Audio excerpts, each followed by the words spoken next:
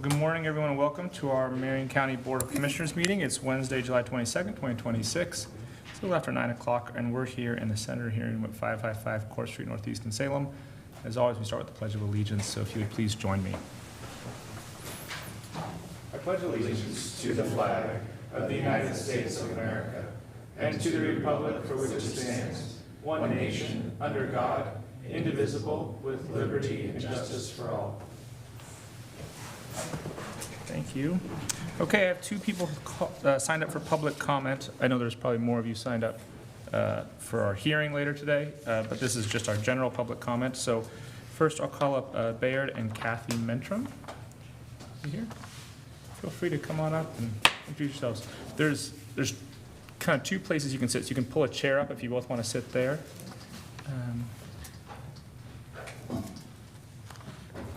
Hello. Is that on? Oh, good. I was waiting for Danielle, Sorry, hoopla slowed me down. because this involves Danielle quite a bit. Okay. Hi, how are you guys? Hi. I just wanted to give a donation to each one of you as a set. You guys are a set, and we love you for that. But anyway, I wanted to make a reveal today of the painting that I did for you. This is my donation to you. Wow.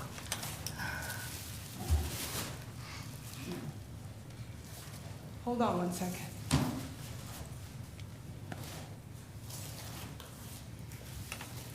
It's kind of wrapped up.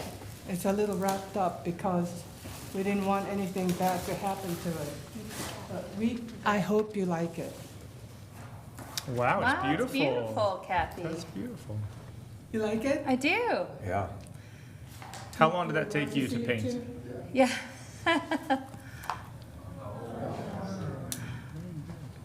So, And Kathy, I'm not doing a very good job here. Can you just introduce yourself for the record? I'm supposed to ask you to do that when you start.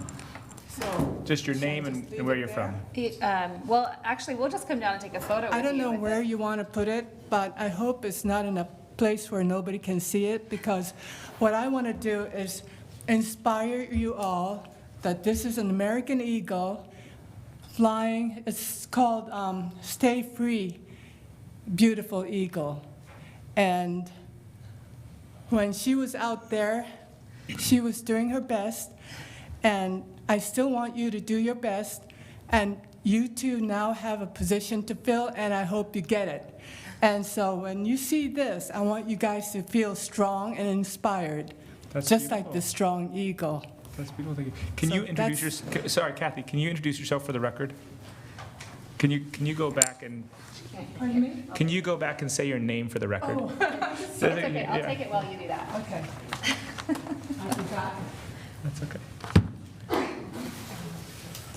Okay. My name is Kate Mentrum, Okay. and I'm from Northeast Salem. Okay. Yeah. And can I just clarify, you're donating this to the county, not to any individual commissioner, is that correct? So. Because it looks pardon me? like it's much more valuable than the $50 gift limit, so. We needs to be- exchanged emails. I did let her know Okay. that we couldn't accept any gifts that were greater than $50 in Yep. value. And she had some thoughts on that, but I think it's a great donation to the Board of Commissioners office. To the county? Yes, It's just there for your inspiration. perfect, yes. All right. Do you want to take a picture? John went to get the camera. Oh.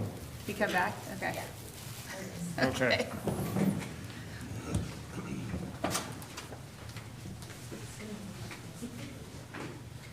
You want to come stand up here in the front with this?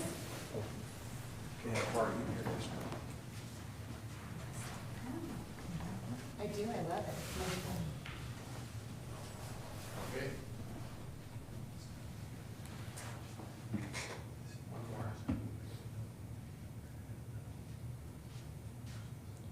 Are you guys ready? Right here.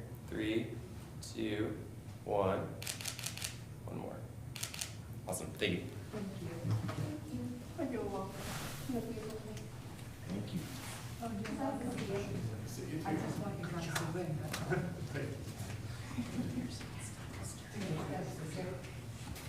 Do your best. Oh, always. To the best of my ability, that's what the says. Okay, next up, we have Gene Pfeiffer. Gene, do you want to come down and chat with us? Go ahead and introduce yourself for the record in the beginning. Bye, have a great day. Bye.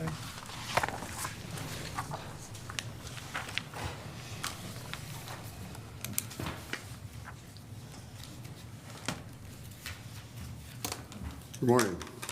I'm Gene Pfeiffer, and I'm just a private citizen at this point. Just?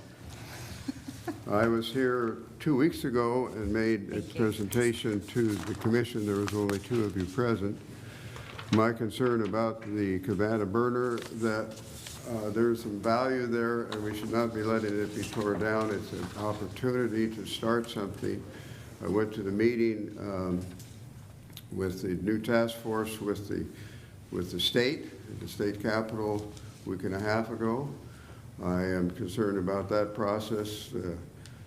They're not really setting the roles or how it's going to get done.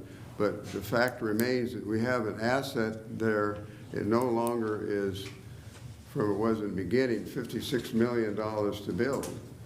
It's a $200 million asset or more over the time you look at all the way things go. This is particularly a high-intensive type project. It's going to cost a lot of money. So we have an asset there that is available, an opportunity to start the process.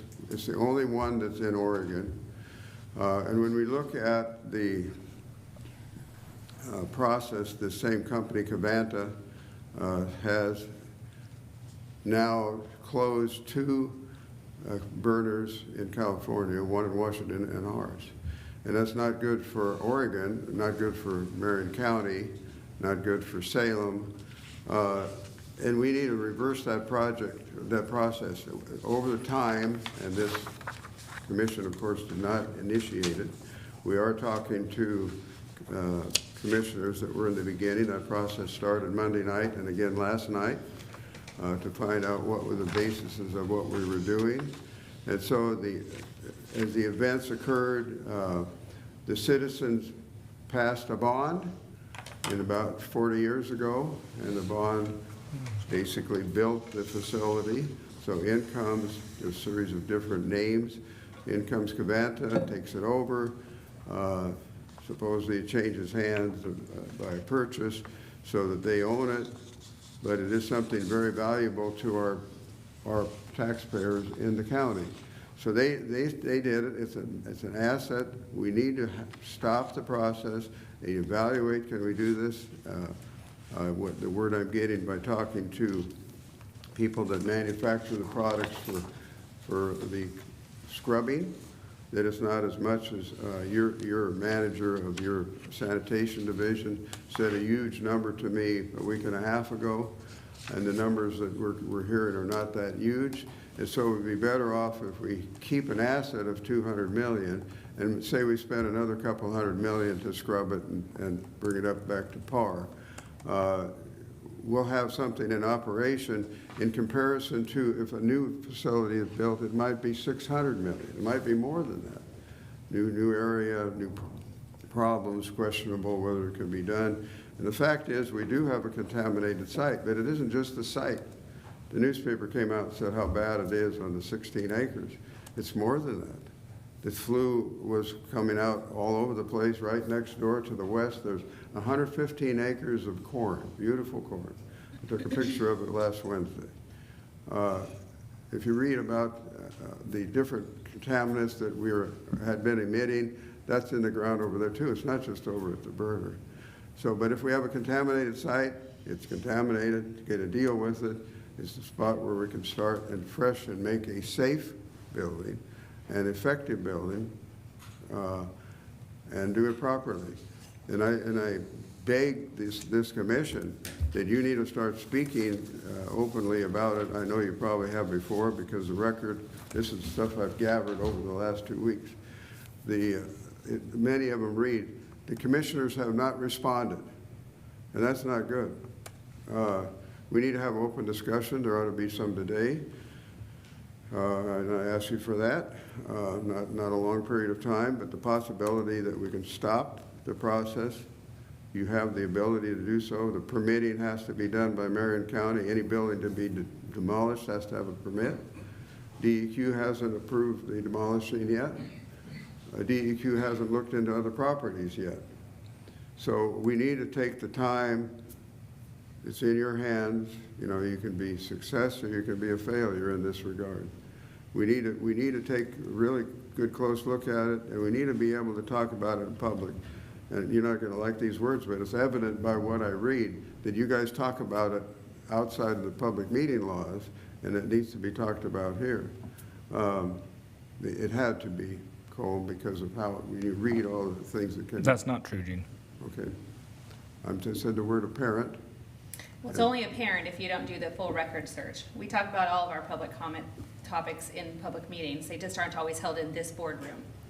There are many meetings that we have every single week that we host together that are publicly noticed, and this has been a topic for the entire time I've been a commissioner. We've talked about it a lot in public meetings. Okay, so irregardless of that comment, we need to discuss it. You can look at me and say, well, how come are you? I'm not qualified. I'm qualified to see things and fix things. That's my training for the last 58 years. I'm a solver. And we have something that we can solve rather than let it go aside and have our taxpayers lose that asset, Oregon lose that asset. The difference is if we're hauling from here to Eastern Oregon, which is going to happen, I firmly believe, and it should be probably, Coffin Butte is going to be shut down in the next 10 years. We won't have it available anymore. So if we compare 100 loads of garbage to go to Eastern Oregon compared to 1 load of pure carbon, there's a real big difference. So we can afford to have this thing functioning and make it so, maybe it's going to cost a little bit more, but we have to look to the future. What's it going to look like 100 years from now when we have garbage all over the place? We're not going to, because people are saying, no, we don't want to have it here. But we're going to have it someplace. And finally, people in Eastern Oregon, they're going to object to it too. We don't want your garbage. So we have to have a means of reducing it. We do have the means. We need to take it forward. And I'm encouraging you, and hopefully you can talk about it for a moment. Maybe last time I was here, there was just Mom. So it's going to happen. We are pursuing it. And meetings are occurring. And that's just outside of myself. I don't know how many or if any came today, but the point is it's there. It's, again, an opportunity, and we can't let it pass. I'm going to emphasize what you have in the memo from me.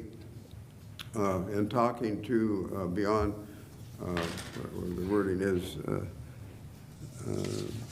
Beyond Toxics. I had a good long discussion with them and wondering why is Savannah closing all of these facilities? What's the reasoning? And so they're corporations, so they can close up and go bankrupt. I think it's apparent that's what they're doing. They can close, they can go into an area. It went into Marion County. Marion County was overjoyed to provide the facility. It was approved by a bond. We didn't follow through with what the words specifically were in the bond, where there'd be some obligation from the cash flow to bring the building up to current modern standards. Many millions of dollars were made, and now, just because there's a new law that requires that we show more proof of what are we emitting, which it didn't say change everything, to fix everything, it says show this. Well, they know that it's going to show that they are emitting a lot of toxins that are bad and which shouldn't be happening. So they, rather than have that be exposed, they shut the building down. I believe it's going to be bankrupt. And I also believe that there's some interest in their liability carrier that they maybe would fix the facility, so-called fix it. But whereas I think it can be, like, I think in terms of encapsulated, it's there. Rather than have another site that becomes questionable, we have that site, deal with it, keep moving forward to the benefit of citizens of Marion County, and the state of Oregon. Thank you, Gene.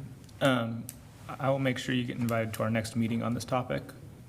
we don't have time to discuss it now because we have a lot of good people here waiting for the rest of the agenda, but I'll make sure that you get the invite to the next meeting, and then we can have a more robust So discussion. potentially for next week. I don't know when the next meeting is. I'll have to talk to our Okay. scheduler about it. But Okay. like I said, we have been meeting on this issue for years now, and so I'll just make sure that you're invited to the next meeting. All right, very good. Okay, thank you. Thank you. Thanks, Gene. Thank you. Okay, next up, we have our consent agenda. Mr. Chair, I just want to make some comments that Marion County produces over 300,000 tons of waste every year. The facility was taking about 125,000 tons of that. So about 2/3 of our waste already was going to Coffin Butte and other places. So even if that facility came back, it would only take about 1/3 of what we produce here. So there's a lot more to this issue than just that particular facility. But one of the things, and we have talked about this a lot, and one of the things is that the newspaper is kind of one-sided on this issue. They'll say that we didn't make a comment. Well, we'll hear about it 5 minutes before they publish the article that they want comments. So I'm going to say that publicly, that the reporter on this is not fair, is one-sided. And then a couple things that has really hurt us. For example, in public safety, the evidence destruction that we have to go through, drug takebacks, all those things have impacted the whole state. And public safety has really been impacted on the cost of this thing being shut down. So that was a big part that we kept going to help with that. So I just want to make those comments publicly. This has been something that's been passionate for all of us for a very long time. And to be continued as do we handle our waste and to try to reduce our waste is the first thing. And then I know, Commissioner, we've talked about this. What's the long-term new solution look like besides putting it into the ground someplace? And one of the things Marion County can be proud about over the last 40 years is they tried to handle their own waste in their own area and not ship it to other places. That's not happening today, but that was the purpose of that. And then the other thing I would say, because I battled this at the legislature, the first thing they did was take away our energy tax credits. That was renewable energy, and if you look at the federal standard, it is the top thing is to turn waste into energy and get renewable credits for it, but the state took those credits away too, so that made it more expensive to keep going in that particular facility. So I just wanted to make some comments. Normally I don't, but for the record. Okay. I'd like to comment on No. Well, We're done. we'll have a, your speaking system. I can hear your voice is coming direct, but it doesn't appear that your speaking system is working overall. okay, it is. All right, so we're going to move on to our consent agenda. I'm happy to move the consent agenda. All right, I move to approve the consent agenda under Assessor's Office, approve the contract for services with Helion Software in the amount of $1,106,142 to provide ongoing support and maintenance of the Oregon County's assessment and taxation system, retroactive to July 1, 2025 through June 30th, 2029. Under the Clerk's Office, approve Amendment Number 1 to the contract for services with Send It Direct Mail and Fulfillment to add $50,000 for a new not-to-exceed contract total of $140,000 to continue to provide Marion County with addressing, inserting, sorting, storage, and the mail of election-related materials through December 31st, 2026. Under Public Works, approve Amendment Number 5 to the incoming funds assistant agreement with the Federal Highway Administration, Western Federal Lands Division, to add $1,993,932.72, of which an estimated $1,789,155.83 will utilize federal funding, and an estimated $204,776.89 will utilize county funding, for a new agreement total of $8,301,879.72 to support engineering, inspection, and construction activities for the North Fork Road Slide Stabilization Project through December 31st, 2026. And approve the construction contract with the Oregon State Bridge Construction Incorporated in the amount of $1,850,387, of which an estimated $1,660,352.26 will utilize state funding, and an estimated $190,034.74 will utilize county funding for the French Prairie Road West Fork Shampooey Creek Bridge Replacement Project through May 1st, 2028. And finally, approve amendment number 1 to the construction contract with Summit Solutions Group to extend the term date to December 30th, 2026, and add $68,425.94 for 3 change orders with a new contract total of $310,895.94 to provide construction site improvements at up to 6 existing radio communication sites for the Marion County Radio Project that will be utilized by first responders. I'll second your motion. We have a motion and a second. Is there any further discussion? Seeing none, all those in favor signify by saying aye. Aye. Aye. Aye, the motion passes.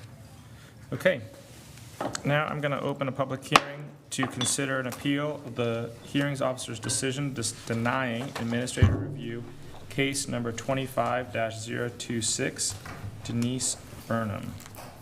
Welcome, Austin. Good morning. Yes. Oh, I'm sorry. Thank you. Before I begin, I want to read the statement. The board has had the opportunity to review the documents contained in the record and has had no ex parte communications regarding this matter unless specifically disclosed. If there are any objections to notice, jurisdiction, or conflicts of interest, the parties can raise them during testimony. Planning staff will list the applicable criteria for the application. Testimony and evidence must be directed towards the applicable criteria. Failure to raise an issue accompanied by statements or evidence may preclude appeal on that issue. Okay, Austin, now you're up. Thank you. Good morning, Commissioners. For the record, Austin Barnes, Marion County Planning.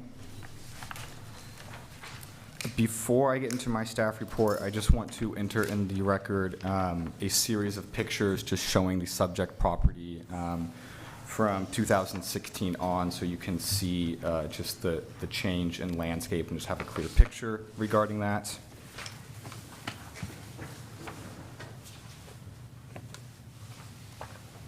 And then I also have additionally copies for the public.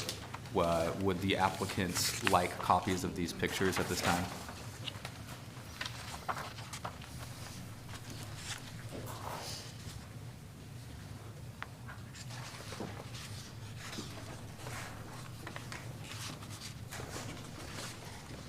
And I have additional copies up here if anyone else would like them.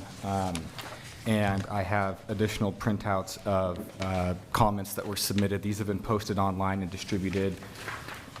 But if you feel you'd like other copies of the comments, I do have them here as well. So the application today is of Denise Burnham for administrative review to determine whether the operation of a site for placement of fill from hydraulic vacuum extraction is a farm use on a 129.45 acre property in an EFU exclusive farm use zone located at 21875 Butteville Road, Northeast Aurora. The applicable criteria in this land use application is the definition of farm use from the Marion County Code. Let me get that code reference for you. It's MCC 17136. MCC 17110223. It is referenced in the EFU zone as 17136.020A. The property is located on the western side of Butteville Road Northeast, approximately 900 feet north of its intersection with Elon Road Northeast. The property contains 2 site-built dwellings, one built in 1908 and the other in 1933. The parcel also contains multiple accessory farm structures. The parcel and dwellings are considered legal for land use purposes. Shampooey Creek, or I believe,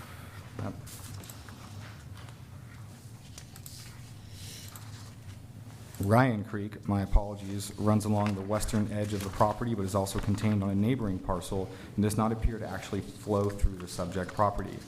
There are no geohazards or floodplain present on the property. Surrounding properties are all zoned EFU and are in active farming operations with some containing dwellings. There are agency comments from septic, code enforcement, and building inspection, plus numerous public comments that are in the case file and with me up here as well. The applicant is requesting a determination as to whether the operation of a site for placement of fill from hydraulic vacuum extraction is a farm use.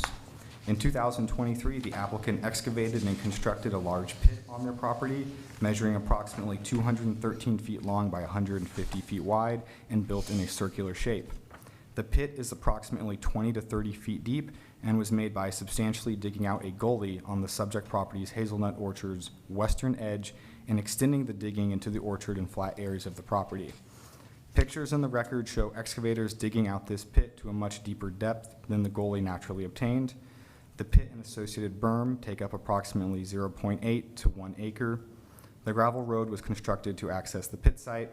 The road is approximately 3,500 feet long and leads to 6 asphalt dumping bays marked by painted white lines on the ground and yellow safety railings to denote the edge of the pit.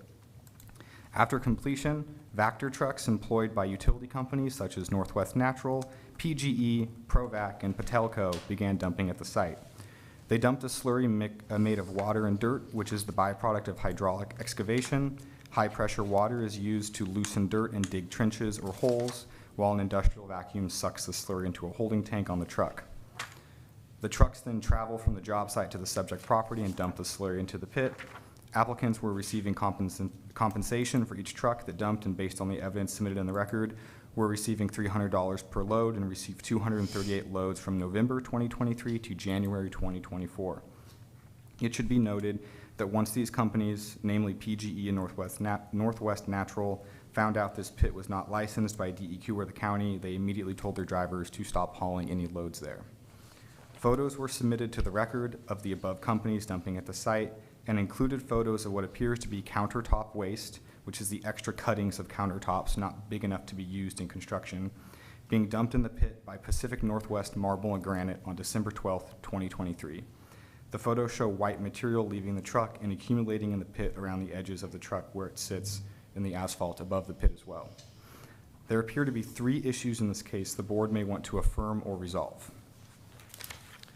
One is that farmers commonly place soil on fields to raise their elevation for farming and drain areas of water. Staff believes this is a common practice and as farm use is not regulated by land use planning. While the hearings officer may not have determined that vac truck material can be placed on farm fields, the applicant appears to have provided evidence of testimony from area farmers that vac truck material is placed on farms to fill farmland. In this instance, a pit and berm were constructed and businesses were charged a fee to dump material into the pit. The pit does not appear to be adequately drained to claim the soil placed in the pit, and non-soil material, namely countertop waste, and construction debris were placed in the pit. This appears to be the central issue. Whether excavating a large pit and accepting material that is not entirely soils for payment, including countertop waste, is a farm use. Typically, when filling low-lying areas, it is not necessary to further dig out the area and create more capacity for the soil. Planning has concerns that the pit does not actually drain the water, such that the pit will likely not be able to be filled in and used as farmland. In considering whether the pit can be considered farm use, staff provides the following information and analysis. I will read a hyphenated version of the definition of farm use. I'm just cutting out the middle chunk of the definition that has to do with marketing and selling of crops, as this is not what this application concerns. Farm use means the current employment of the land for the primary purpose of obtaining a profit and money by raising, harvesting, and selling crops, and includes the on-site construction and maintenance of equipment and facilities used for the activities described in this section. Applicants state that they begin this operation to fill in low-lying lands on their property so they could create more farmable area and mitigate erosion. Based on staff research, the typical disposal method for Vactor trucks is bringing them to a licensed solid waste facility where the material is dumped and left to dry on a flat surface, allowing the process of evaporation to dry the soils. This is different from dumping them into a pit where drying the soils is difficult. This pit has typically been filled with water based on pictures in the record and other aerial photos, making it hard for the soils to ever dry. Additionally, the area was deeply excavated in order to make room for the fill material to be received. This is not consistent with the applicant's stated need of filling in an existing low area on the property to make it suitable for farming. It appears the area was excavated in order to create capacity for accepting solid waste at the site. The primary purpose of this dump site appears to be obtaining a profit from the disposal of industrial and commercial Vector truck waste. This does not constitute farm use. Rather, staff believes this is a solid waste disposal site or functions similarly to one. New solid waste disposal sites are not permitted in Marion County on farm ground. See Marion County Code 17-136-050, which is only expansion of legally established ones are allowed. Additionally, there has been no determination made by the Department of Agriculture or DEQ that this is an accepted farm practice. An email submitted to the record from Oregon Department of Agriculture states, "We make decisions on what agricultural activities and what constitutes agricultural fill. For either, the activity must be normal and in custom practice. The pit site would not be considered an agricultural activity." This is from their water quality program manager. This was clarified in a letter from ODA submitted on July 20th that confirms that ODA has not and will not make a determination on what constitutes farm use, only what a farm practice is. Land use determines what farm use is, but the Oregon Department of Agriculture may determine what an accepted farm practice is. An example of this is planting and harvesting hazelnuts is a farm use, but the method in which one waters or applies pesticides is a farm practice, which Marion County does not regulate. Applicants may want to seek a determination from ODA regarding this as a farm practice. There also appear to be environmental concerns with the construction and operation of the pit. An article in the record submitted by Friends of French Prairie further explain, whenever liquids are introduced to mud or drilling fluid, the mixture is considered contaminated until proven otherwise through testing. Meanwhile, dry spoils are deemed contaminated as soon as they leave the job site and must also be tested. This is from an article on Ditch Witch's website about handling this type of material and best practices. Ditch Witch is a large commercial manufacturer for Vector trucks and other equipment. There are other environmental concerns identified in the staff decision, namely turbid waters reaching Ryan Creek. Those are described in detail in the staff decision. Evidence was submitted into the record of muddy, turbid waters being pumped from the pit over the berm directly into Ryan Creek, which makes the creek harder to support salmon and other wildlife. Finally, DEQ and Oregon Water Resources Department have issued letters stating that they are not in violation of their rules, and as such, the section of the staff decision speaking to their enforcement can be disregarded, and the sole issue at hand is whether or not this is a farm use. This is further clarified in the hearings officer decision as well. DEQ and Oregon Water Resources Department previously had issued letters in violation but have withdrawn them. They are no longer in violation of other state laws or rules, and the issue at hand is whether this is a farm use. My last clarification is that part of the reason Oregon Water Resources Department rescinded that their notice of violation was that they believed that those waters were being stored for irrigation or a beneficial farm use, which they said required a permit and or a water right.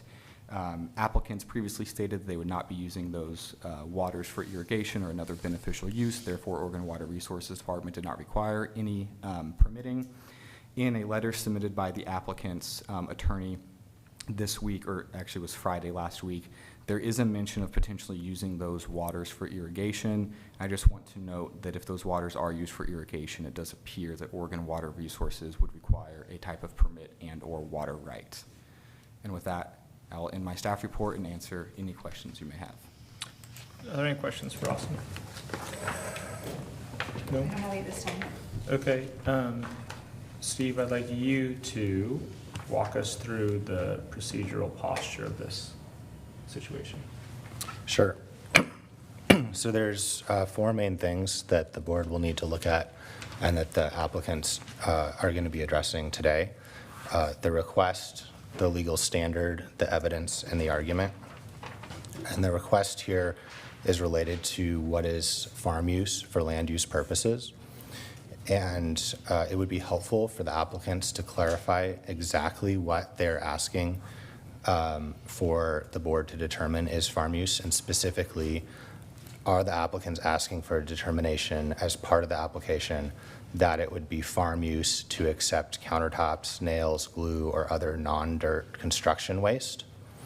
That's not entirely clear to me from reading the record, and I think they can provide clarity. Is that a request? Is that not a request? If that is a request, then it would be addressed by the rest of the hearing. If it's not a request, then it's not an issue for today. Also, it's important to remember that this hearing relates only to land use, not whether other permits should be granted. For example, this hearing is not regarding any environmental permits or alleged contamination issues that might or might not need to be addressed by the State Department of Environmental Quality. That's a separate issue for DEQ. That is not an issue for today. Today is only about land use.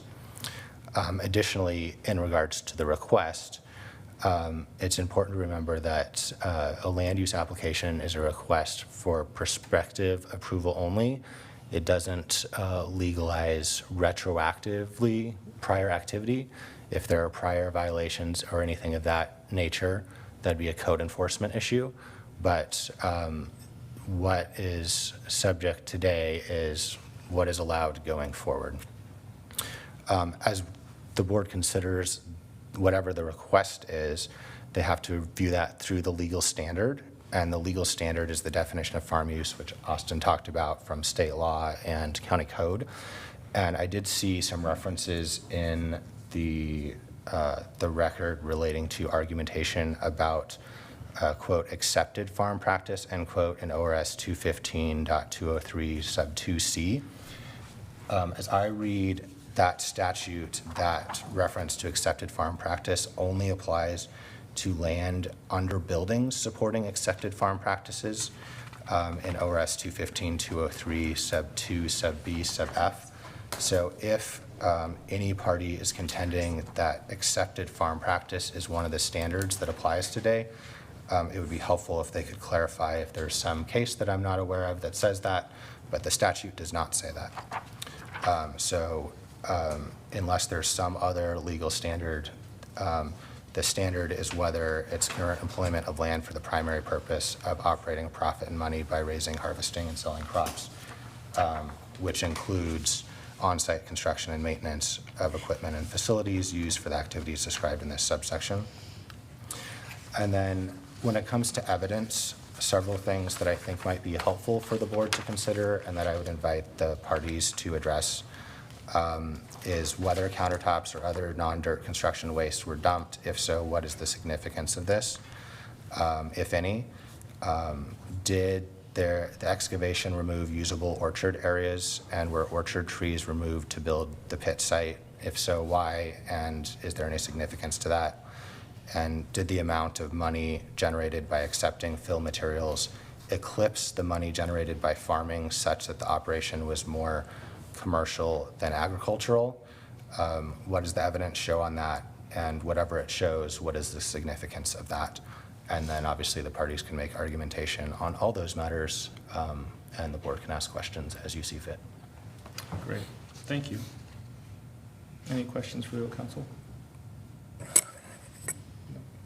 Okay, then at this time, I'm going to call the applicants up to present to us.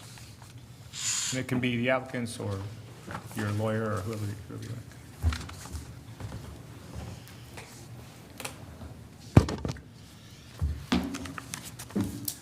Thank you, Chair Willis and members of the commission. My name is Garrett Stevenson. I'm legal counsel for the applicant, Denise Burnham.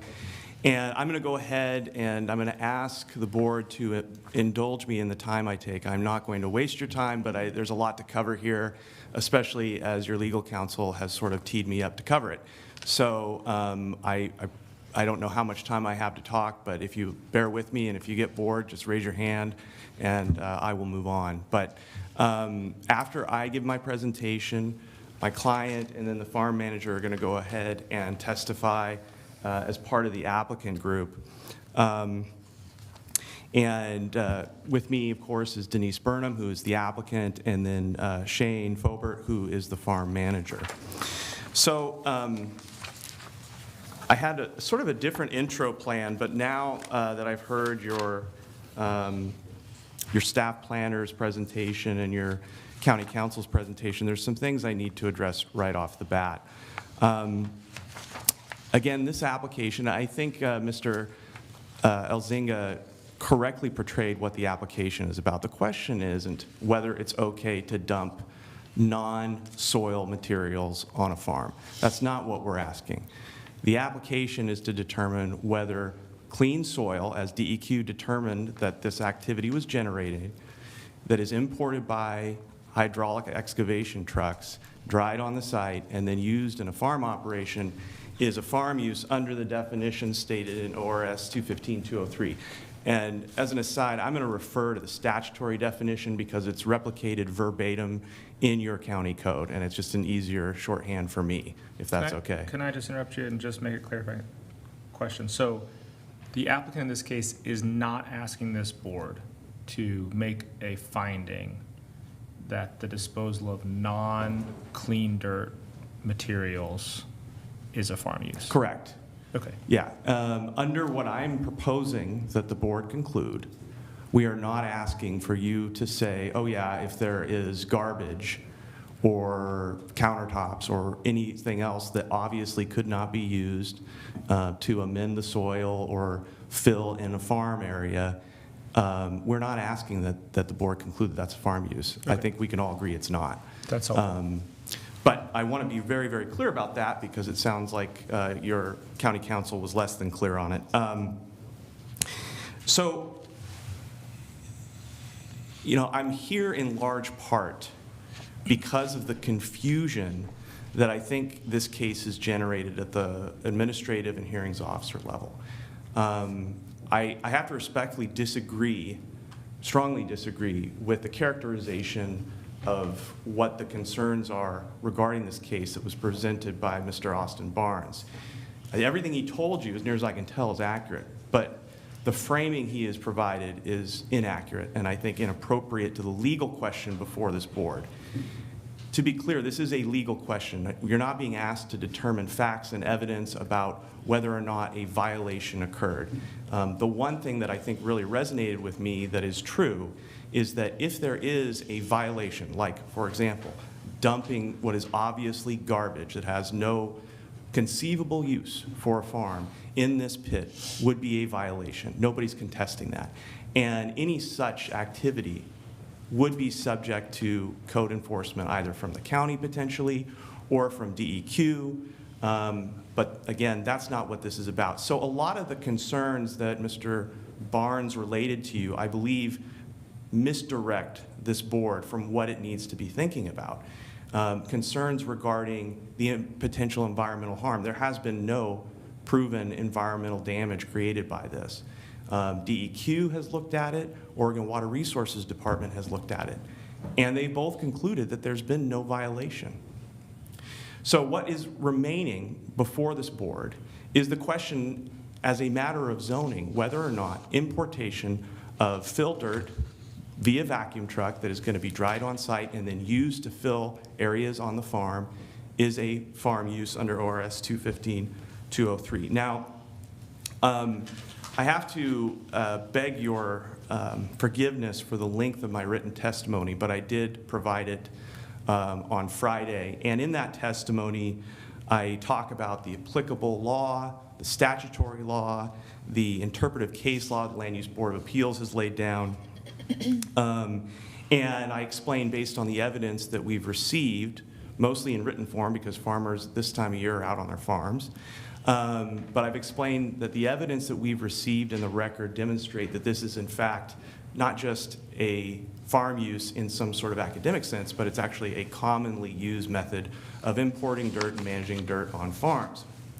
So I'm not going to repeat the testimony I've already provided in writing.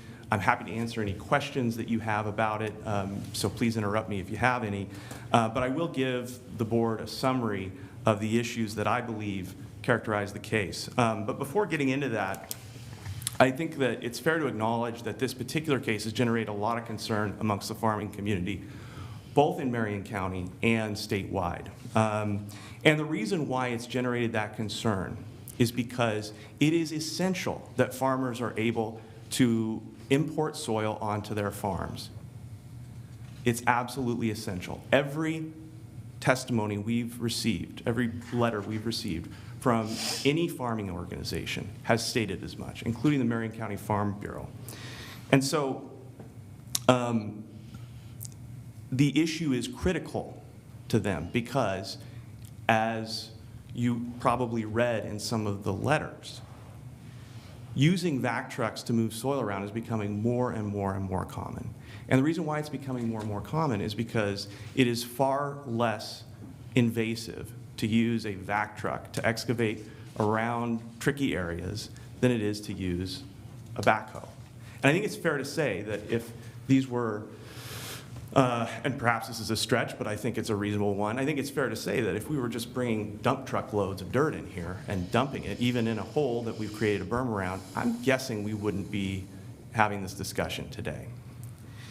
So really the only distinguishing feature about this particular farm activity is the fact that it's coming in by vac truck, which means it's suspended in water. And that means it has to be dewatered, and that's what the dewatering pond is for. And so... Sorry, can I just interrupt you? Sure. For those of us who don't have depth in this space, how does a deep watering pond work? Dewatering pond, also called a supernatant pond in the mining context, is where you have basically a hole and you've got a material, a suspended solid and a liquid slurry, basically. It goes into that hole, the solids fall to the bottom, the liquids come to the top. And there's a couple ways to get rid of that liquid. You can either allow it to evaporate, you can pump it out. Again, this is not a case about whether Oregon Water Resources Department would allow us to use it for, use the extra water for irrigation. I suspect it would because that water is not appropriated. Separate issue though.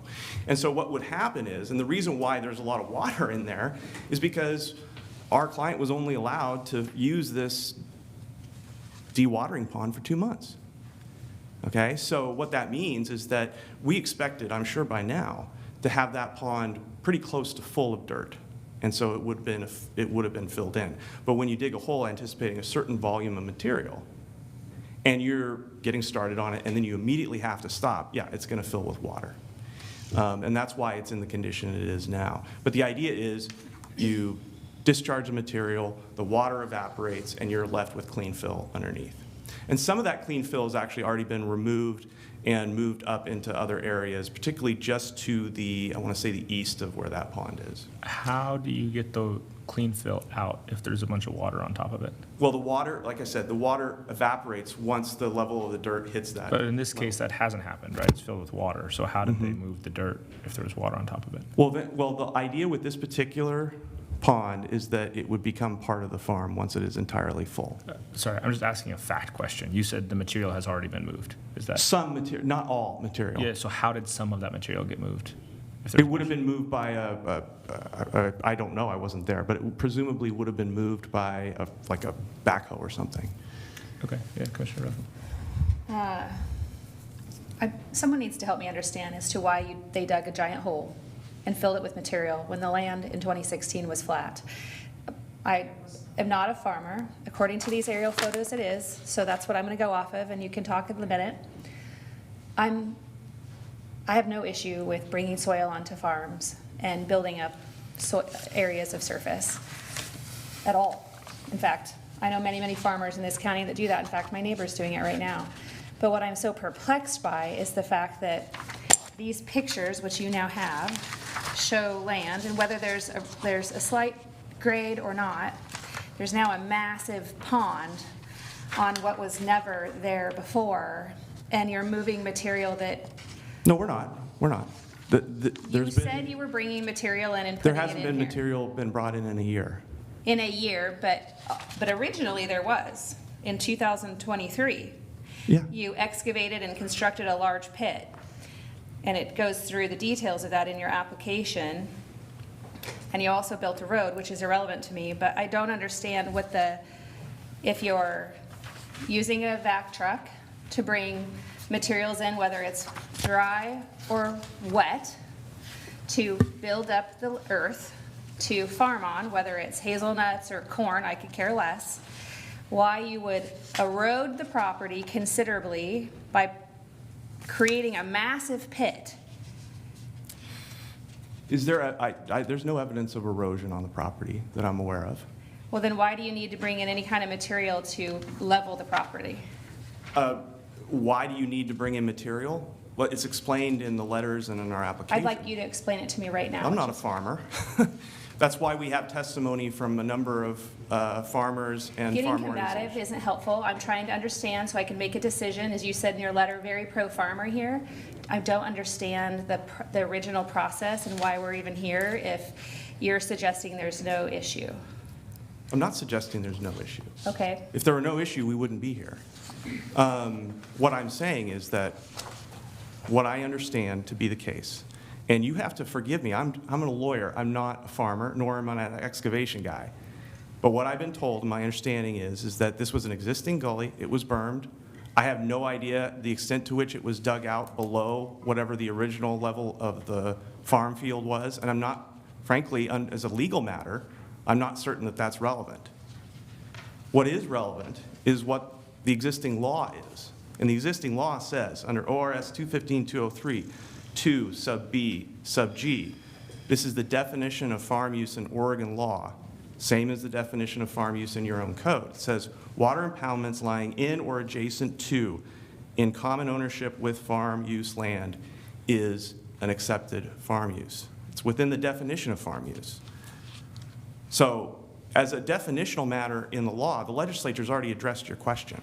So I just want to clarify what you're saying.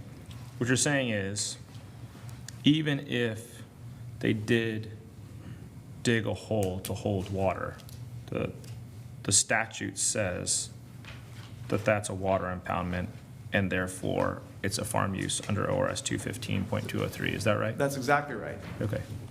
Okay. So, I mean, I guess if you would allow me, Commissioner Bethel, to explain my theory of the case, and then you can, feel free to poke holes in it. But the question that is really relevant here is what is going to become of this dirt after it's imported? So this has been taken up by LUBA on 2 separate occasions. Not the filling of dirt, rather it's the filling of biosolids and wastewater. The reason why we're taking such care in briefing this board and making the arguments we're making is we need to make sure that we're getting this right, because there is no case on vac truck fill yet in LUBA's case law, but there are a number of cases where farmers, for compensation or otherwise, have partnered with municipal governments to accept solid waste. And in fact, I actually provided you an example of that in my written testimony from Eastern Oregon, where an Eastern Oregon town contracted to pay a farmer to accept municipal, basically dried sewage, to be eventually placed on that farm and used for farm activities. And I'm glad you're not asking this board to approve that today. no, I suspect that would be a bridge too far, Chair Willis, but Only if you want to eat the food the food is grown in. but I'll give you an example. So the first case was called Swinson, Swinson v. Oregon Department of Environmental Quality from 1983. And it says here, in essence, is that the fact that, and in this case it was wastewater, municipal wastewater being imported onto the farm and then put into a holding, like a sewer, basically a sewer settling pond. And then the water was being pumped out of that and used for irrigation. The settling pond was on the farm, okay? And somebody made a challenge very similar to what our opponents are arguing today and very similar to what your hearings officer argued. And the reason why I think they're wrong, the reason why your hearings officer is wrong, is that LUBA said very clearly, what is important is the employment of the land for the growing of crops. The fact that a holding pond is to be used as the added benefit of disposing of wastewater does not mean that wastewater will not be put to farming the property for a profit and money. And it's the same deal with the importation of soil. Now, one of the reasons why I think, particularly you, Commissioner Bethel, and I may disagree on this is because of the procedural posture of this case. And what originally happened was that my client was brought into the county's enforcement program, basically saying, you're dumping stuff, we don't know what it is, we don't like it, you need to stop.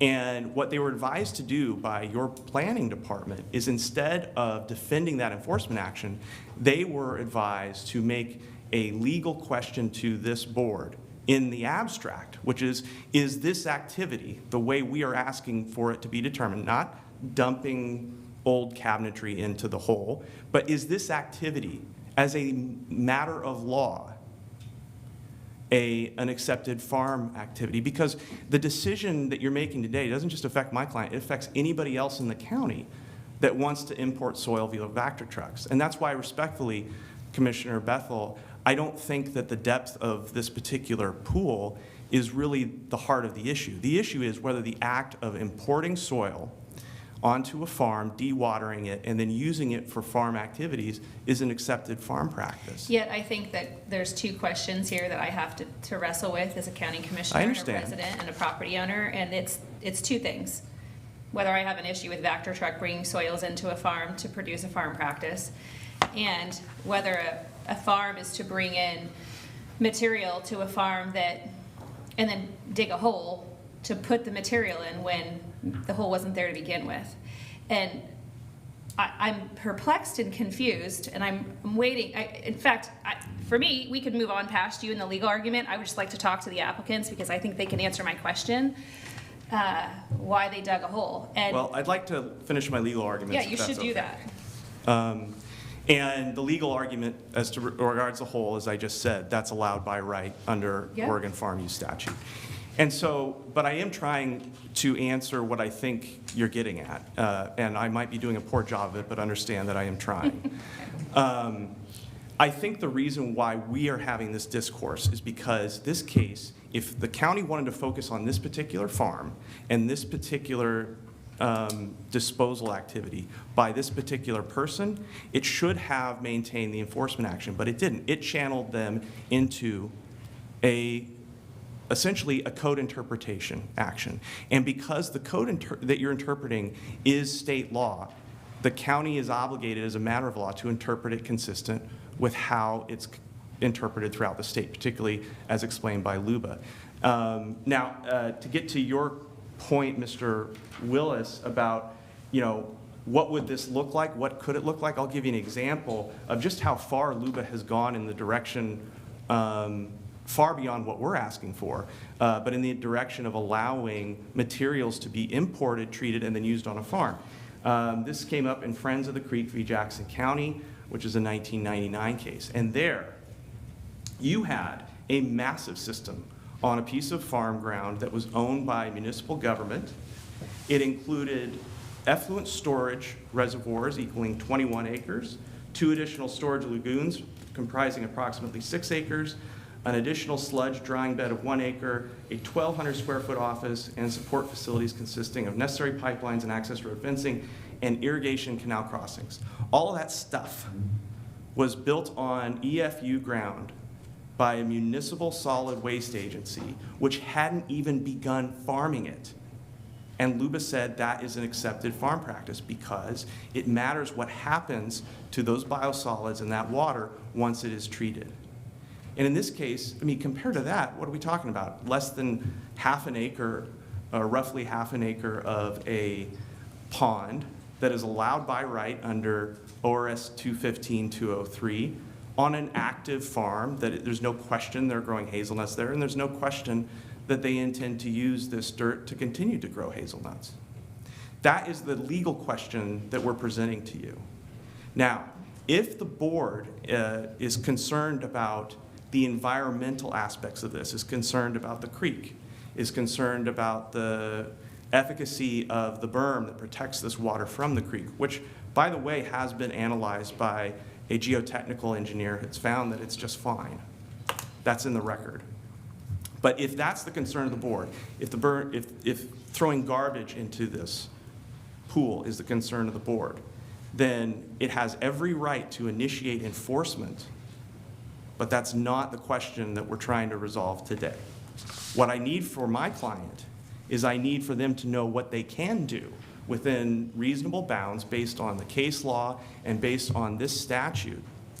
And what they're not going to do, because I'm going to advise them that they don't, is violate unrelated statutes concerning the environment, concerning solid waste disposal, making a nuisance of themselves.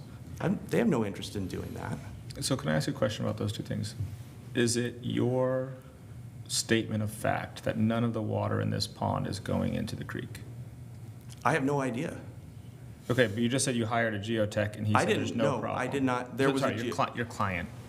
So your client, you made a statement about hiring an expert who looked at the berms and said there's no problem. I just want you to clarify that statement. When you say there's So no all problem, what does that mean? All I know is that DEQ looked at this issue, and originally it said, this is a concern of ours, we think you're discharging water into the creek, and then they went out and examined it.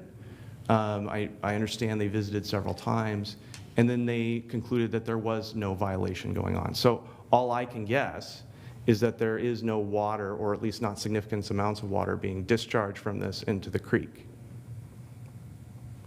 Okay, the second thing I want to ask is around the evidence that there were things put into this pit that were not clean filtered, so countertops, that sort of Yeah. thing. So one of the things that I would not like as a farmer is I would not love having people fly drones over my land or basically, you know, to be taking pictures of my land or that sort of stuff. However, in the absence of that, it would be pretty impossible for the county to actually have some sort of enforcement action if someone were to bring something in. So let's say that we make the decision that the statute is clear on this and that you can bring clean filtered onto your farm and you can construct a pond and you can do all that sort of stuff. Practically, how do you think the county would prevent a farmer, whether this farmer or any other farmer, from disposing of countertops or construction demolition material into a pond? I mean, how would anybody know? Well, I mean, you raised the essential question of any code enforcement matter. Anytime you have a land use regulation, because that's what we're talking about, land use regulation, not environmental regulation. Anytime you have a land use regulation and you don't have a code enforcement officer watching what's going on, of course people can violate the code. And I'll say it one more time. I'm not asking to find that countertop material is an accepted farm fill. It's not what I'm asking. As far as this particular issue goes, my guess is that this use, if it's allowed to continue within the confines of an allowable farm use, which would not include dumping countertops or anything else other than dirt into this pond, my guess is that they will be well monitored because we have a neighbor already engaged. And I'm not here, I mean, it's beyond the purview of frankly, my role in this case to decide whether it's reasonable or not to have a neighbor constantly flying drones over your property. I suspect that will continue regardless of how this comes out. But in terms of code enforcement, that is entirely, that's entirely within the purview of the county to figure out how to dedicate resources to that. But what I will also say is that there are huge amounts of things that farmers do, okay, that are not specifically laid out in the definition of farm use, but are nonetheless farm uses and farm activities. And some of those bother the heck out of their neighbors, right? I mean, imagine, I'm trying to think of a good example. So say you're in Hood River and you have a cherry orchard. Well, you're going to have potentially, I don't know what those things are called, but basically large noisemakers to scare off birds. I mean, is that an accepted farm practice? Probably. It's not listed, but it will certainly aggravate your neighbors because you're going to hear these things popping off all the time. And so, your question is central to any code enforcement question. As to this case, I have no doubt that my client will remain under a great deal of scrutiny one way or the other. As far as, what I see more often, and I can, if you'll allow me, I'll just tell you what I've seen in other contexts. With respect to DEQ in particular, their enforcement has become far more aggressive, and they do a lot of it using aerial photographs.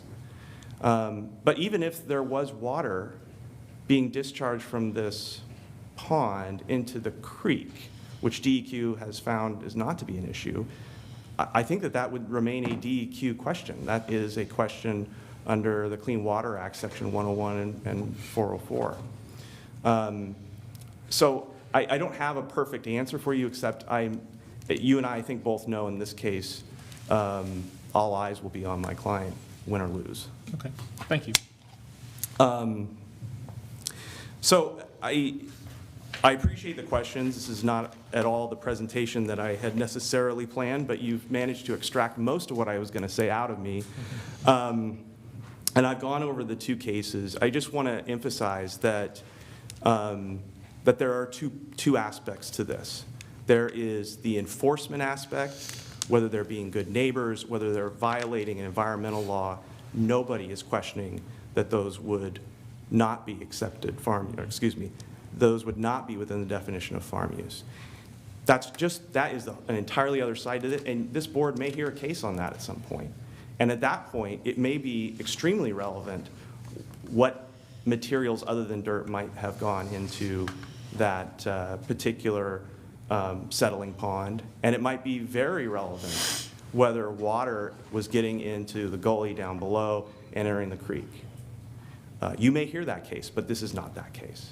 This case is to find whether or not my client, in the abstract, as you point out, as your county council pointed out, it's a go-forward case.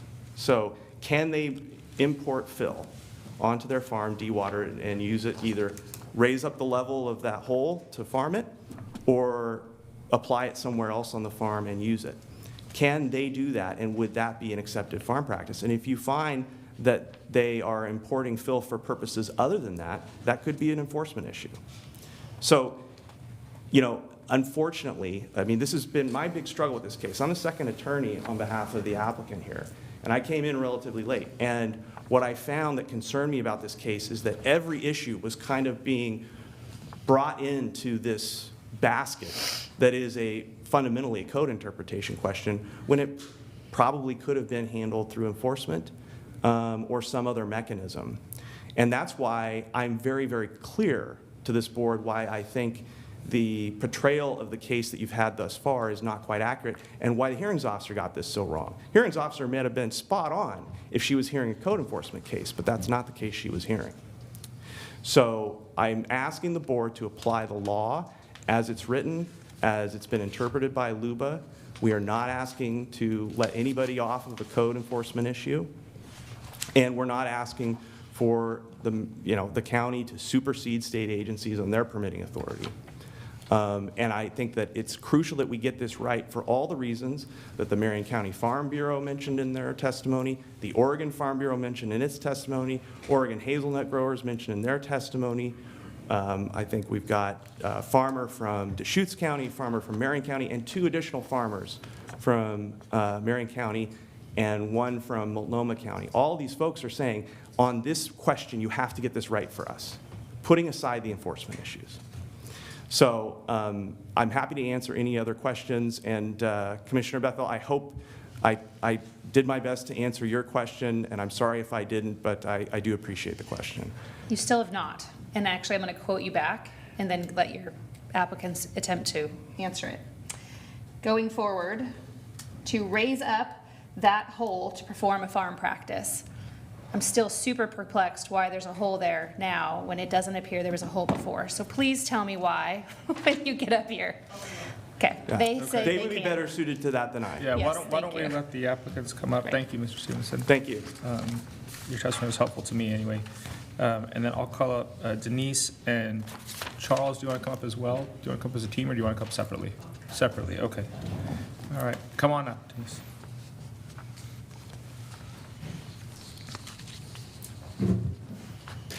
Good morning, Commissioners. Good morning. My name is Denise Burnham, and as trustee of the Burning Living Trust, I am the owner of the approximately 130-acre farm at 21875 Butteville Road. Dying to answer your questions, Daniel. Just back there like the kid. Go I for can it. see Knows you all the moving your answers. foot. I know it. Okay. But just a little bit of background. I'm the fourth generation of our family to farm our property. It is a century farm. I grew up on the farm. My husband worked the farm until he retired. I worked many years on the farm. Growing up, I picked berries, weeded fields. As I got older, I drove tractors to till, plant, cultivate, and harvest. I drove combines and bean pickers during harvest. I did irrigation sets and changes, sometimes 24/7. I worked on the farm until I graduated from pharmacy school. Since then, I still have worked on the farm helping my husband when off work. Usually it was driving trucks during harvest, and our two kids would just have to ride along even in the night. Over the years, we've had many different commodities, as the market for U.S. farm products is always changing and farmers have to be pretty innovative. We have grown corn, beans, strawberries, broccoli, cauliflower, potatoes, hops, cucumbers, squash, wheat, barley, oats, grass seed, radish seed, spinach seed, sugar beet seed, nursery stock, and now hazelnuts. It's always been important to continue to diversify and try new practices to keep the farm profitable. At this time, the entirety of the farm is used for hazelnut production. My farm is currently managed by my son-in-law, Shane, who's going to speak to you next. Shane Fobert. The farm is not used for any other business purpose. Our family has known the Fobert family for many years, as both our families grew hops many, many years ago. When an economic downturn made it hard to keep up with, my family moved on to other things. On the farm, we have several low areas and gullies, which are not very well represented in this 2D photo, I have to be honest. And they are not streams or wetlands, but some are overgrown, which is partly why they're not why they're not noticeable on a photo. And they're unfarmable. Over the years, these low areas and gullies have had washouts that made it very difficult to navigate. And you can actually tell pretty much, you can kind of see in the very first picture, the washout that starts in the center of this field and comes down. And then as you progress through the pictures, you can see a little bit more of that until the one in 2023, before the berm was put up and more of the brush had been taken back. You can see the little, it looks small here again, but pictures, flat pictures don't always So is this show. a slope Very definitely, yep. down to the road, or I guess road is a very strong word to describe that. Just to the upper left here, it's interesting, we have hazelnuts here. The nuts all rolled down the hill there, real Okay. bad. Anyway, over the years, these low spots and gullies have had washouts that made it difficult to navigate and keep up with proper crop maintenance. We've had to do many workarounds due to these areas, like driving partway into the crop of the field while harvesting to get equipment through, leaving crop behind and not being able to plant, spray, or fertilize certain areas and the washouts that occur there. We've had tile for decades in these areas to decrease the runoff and washouts, but tile's not always the answer. We all see at times when we have heavy rains, and even the roads and freeways will become covered with water. On farms that have, when those rains happen, they can cause washouts. These washouts can cause major equipment damage, like a broken axle if missed by the operator when the crop is grown up and the holes aren't visible when harvesting in the dark to beat the weather. They also rob us of our crop, like what I mentioned with the hazelnuts, and the fact that these trees that are in the field here had all started dying from water issues.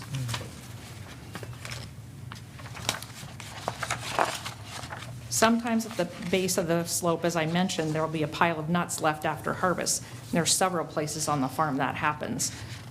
It may seem negligible to those that are the opposition, but imagine that many years you've been struggling with this, as I have. I'm over 60 years old, worked the farm since I was 5, seen this be a problem for us many, many years.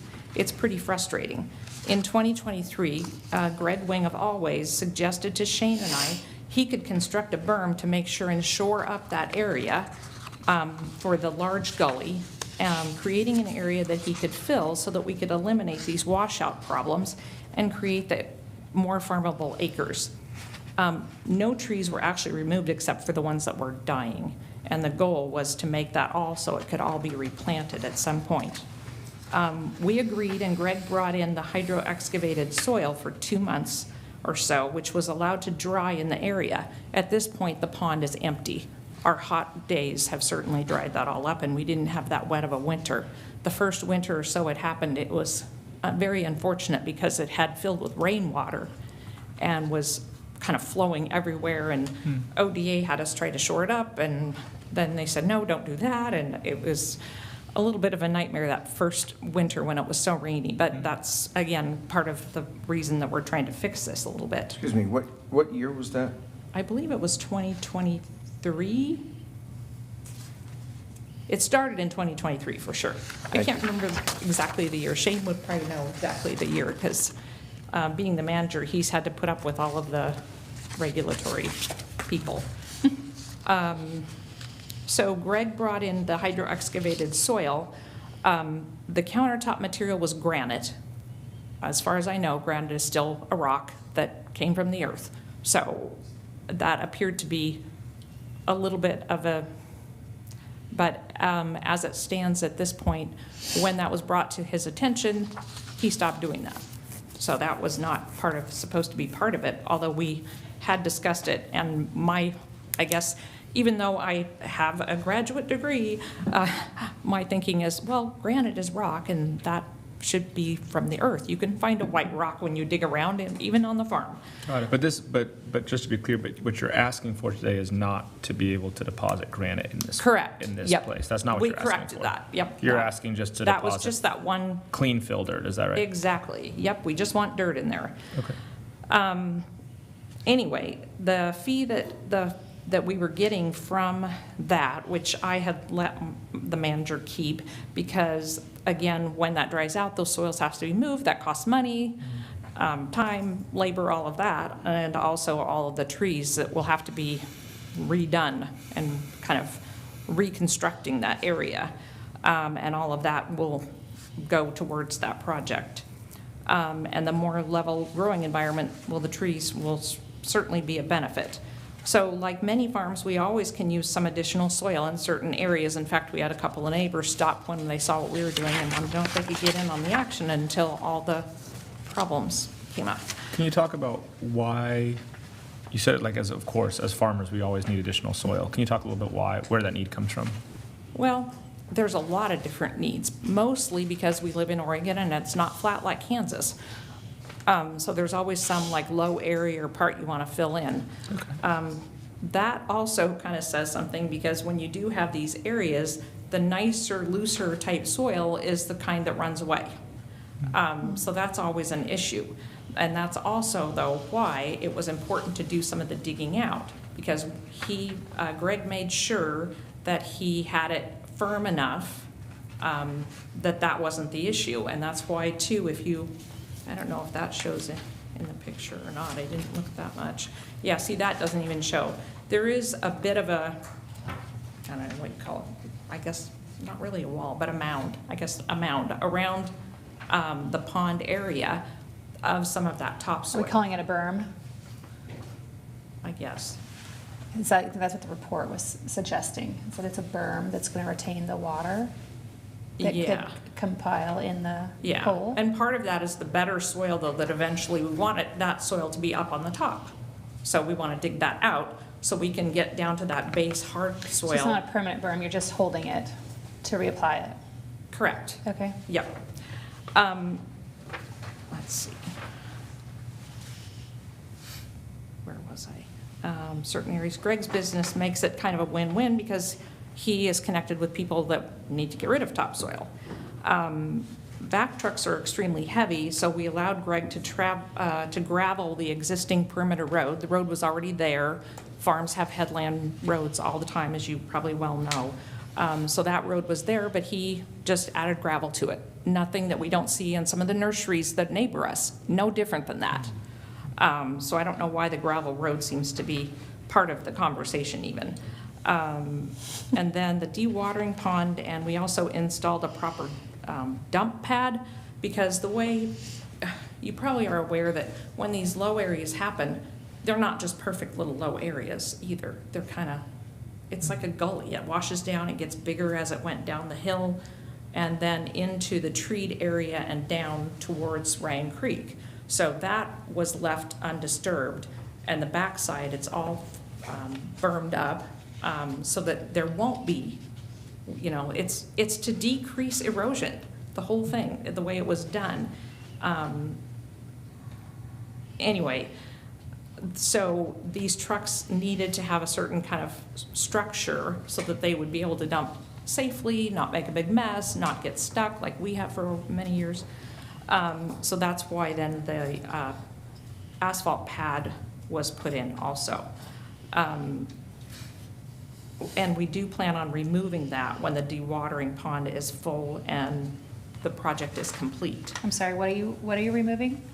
There's a small asphalt pad Oh. where the trucks pull up and dump, and that will be removed at the end. So when you're saying you think about removing it,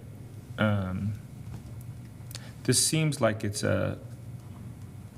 potentially a facility that could be used ongoing. If farms always have need of fill dirt, I'm just sort of, I want you to kind of walk me through kind of how you're thinking about this. So like if, I'm thinking our need will come to an end. what is that need? The need is to fill in the washouts. Okay, so once your washouts are filled, you don't need to do this anymore. Is that how you're thinking about it? That was my plan. Oh, I was okay. excited when I got approached because, like I said, mentioned, this has been such a problem area for so many decades. And I was like, that would be really good, because Okay. then we wouldn't have that. You have to redo the tile because eventually the dirt washes out, you accidentally drive on it because you don't really, you know, you're raining and you're harvesting, and then the next thing you know, the tile's broken, you have to redo it. It's just, it's been a headache for a long time. Anyway, once the soil is dewatered, of course, it is pretty useful. We can move it around at that point, and this time of the year affords that as it evaporates off. Like I said, it is dry now. And we're just really dismayed that of the resistance that we're getting from the state regulators in the county in doing this project. We've had DEQ, ODA, and OWRD have been to the site multiple times. We've had to engage 2 attorneys now to explain to them why this was not solid waste disposal or water appropriation. We're not trying to do anything different with the water. And these agencies have all now agreed that this is legal for them. They're fine with that. Same thing with the whole countertop thing. DEQ was fine once they realized that it was the granite. They're like, yeah, that comes from the earth, so that's fine. So for these reasons and what's going on, I just totally can't understand why county code enforcement department is still trying to interfere with our efforts to improve these areas, and now even gone as far as changing our tax base away from the exempt EFU status that we had for decades, even though we paid for non-farmable land all those years. Can you talk a little bit more about that? What happened there? I just got a letter in the mail here maybe a week and a half or so ago that I now owe some extra couple $1,000s because we've deemed that 2 acres, the road and the pit, which the road's been there, like I said, forever, it just got more gravel added, and now they're taking it off of the farm tax deferral. Oh, interesting. Yeah. Okay. I was like, the gift keeps giving. Well, yeah, Yeah. okay.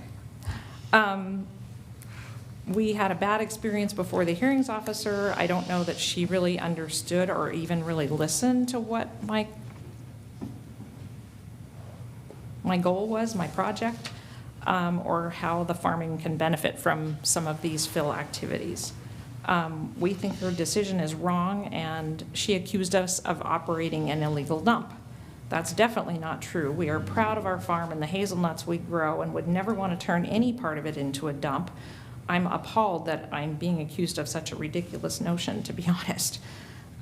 We've been continually bothered by unending code enforcement visits, letters, unwelcomed, persistent drone surveillance by our neighbor, all for the use that meets state requirements and which is legal under Oregon land use law. It's been almost 3 years since this began, the project, and by this time, we probably would have been done with it. Our attorney has now given you some explanation why our soil imports are legal. I am just really have a big ask that the board reverse the hearings officer's decision so that we can continue getting the soil into the pit and getting it filled up and flattened out so that we can replant it and move on with the farm and get rid of the attention that is unwanted that has come to our farm and our family. I mean, farmers don't like attention. You're in the wrong state. So Denise, let's say, I'm not saying that this is you, but let's say that this, because what we're being asked to do is interpret our code.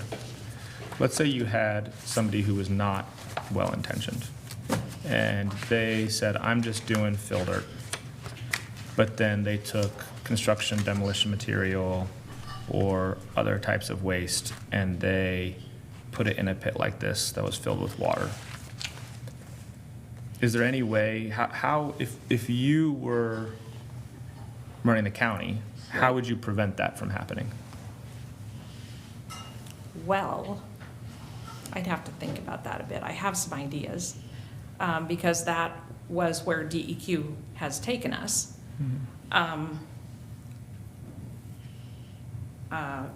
Greg Wing has went ahead, he's been through the ringer about this, and he's done a lot of soil testing on the loads, and they've all been fine. But that would be. Greg Wing works for DEQ. No, Greg Wing is the construction. Did you submit the DEQ findings in your application, or was it in No, the hearings because officer? I was. You're all shaking your head, yes. I have a letter. You have a letter? Oh, I've okay. not. Couple letters. I know it's in some of this.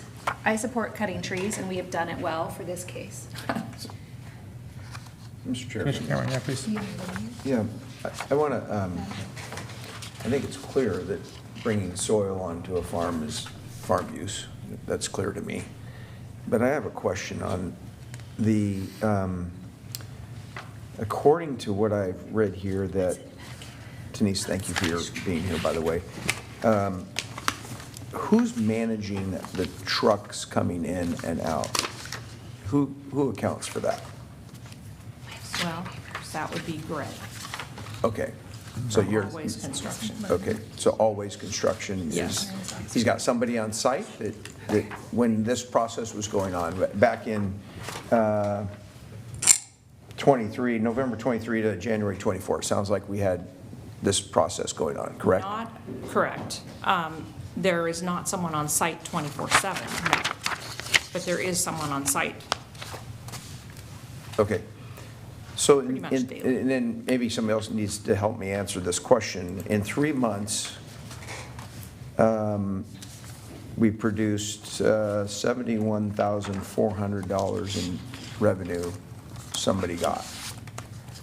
At $300 a truck, if my math is right, that's 238 loads came in there in 3 months. Would that be accurate, based on the numbers I have here? I would have to do the math. You Okay. can pull a chair up. But let me keep going here. In November, excuse me, so that was from November 23 to January 24th. Is that accurate? Hey, Commissioner, I'm going to intercede on my client's behalf here. I don't know that she necessarily has the information you're looking for. I think you may want to ask Mr. Fobert, who's going to testify after she gets done, who's the farm manager. Okay. But I just want to, I want to be very, very clear about this. We are not taking the position that they have not received compensation or that they could not receive compensation. No, So- I know you're not, but I want to get to my point. Whoever's going to answer this question for me, because that was in 3 months. If you extrapolate that over a year, it's $285,000. I don't know how much you get for hazelnuts on an annual basis, but that would be a question I'd have. Is this And then, board's- wait, let me finish, please. The letter from DEQ was March of 2024. Is what the complaint, I think, is what I got out of the record. So. Commissioner, it is stated, though, DEQ sends a letter September 3rd, 2025, withdrawing any. That's my point. Wait, Okay. let me finish. So there was no trucks coming in after January of 2024. Is that accurate? Okay.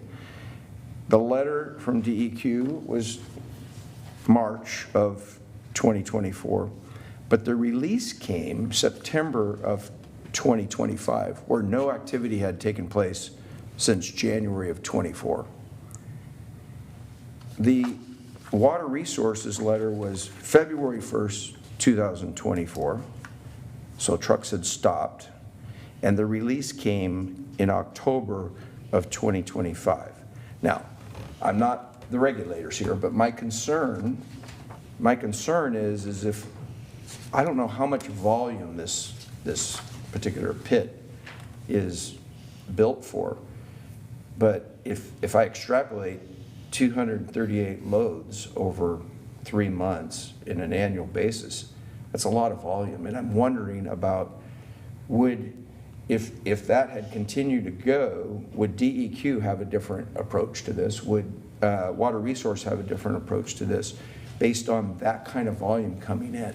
So I'm not debating here whether filter is a farm use, but this is something that's not been done anywhere before in the record. I question why we have 6 bays for these trucks to come in here, and how long before, like in 2023, if you had that many trucks coming in and you had a rain year, at what point in time does this pond not hold that water? Just some thoughts, some facts. Thank you.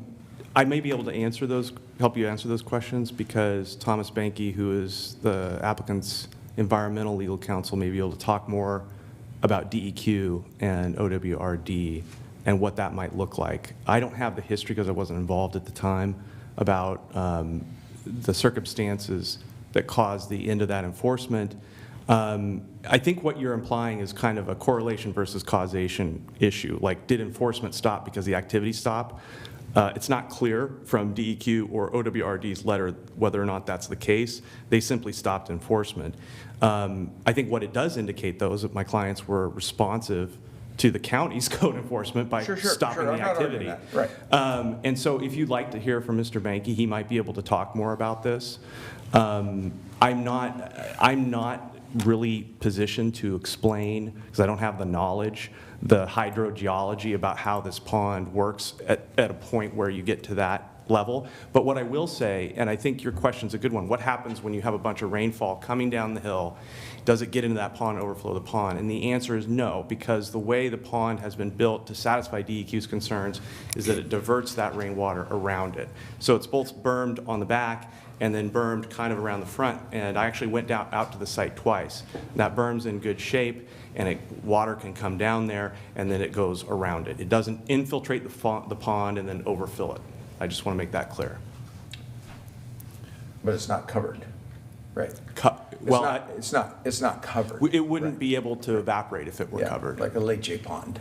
Yeah, and certainly, I don't think that this is unprecedented. I'm just saying that this is the first time that we've encountered this in a code enforcement or a code interpretation action. I mean, as I mentioned, the drying ponds and, certainly a sewage sludge pond works exactly the same way, where the water floats to the top, solids go to the bottom, and those have been widely used in farm uses, as have, if you've ever seen a CAFO, confined animal feeding operation, they have slurry ponds all over the place. And I think that's probably why the legislature added having a water impoundment as expressly an allowable farm activity.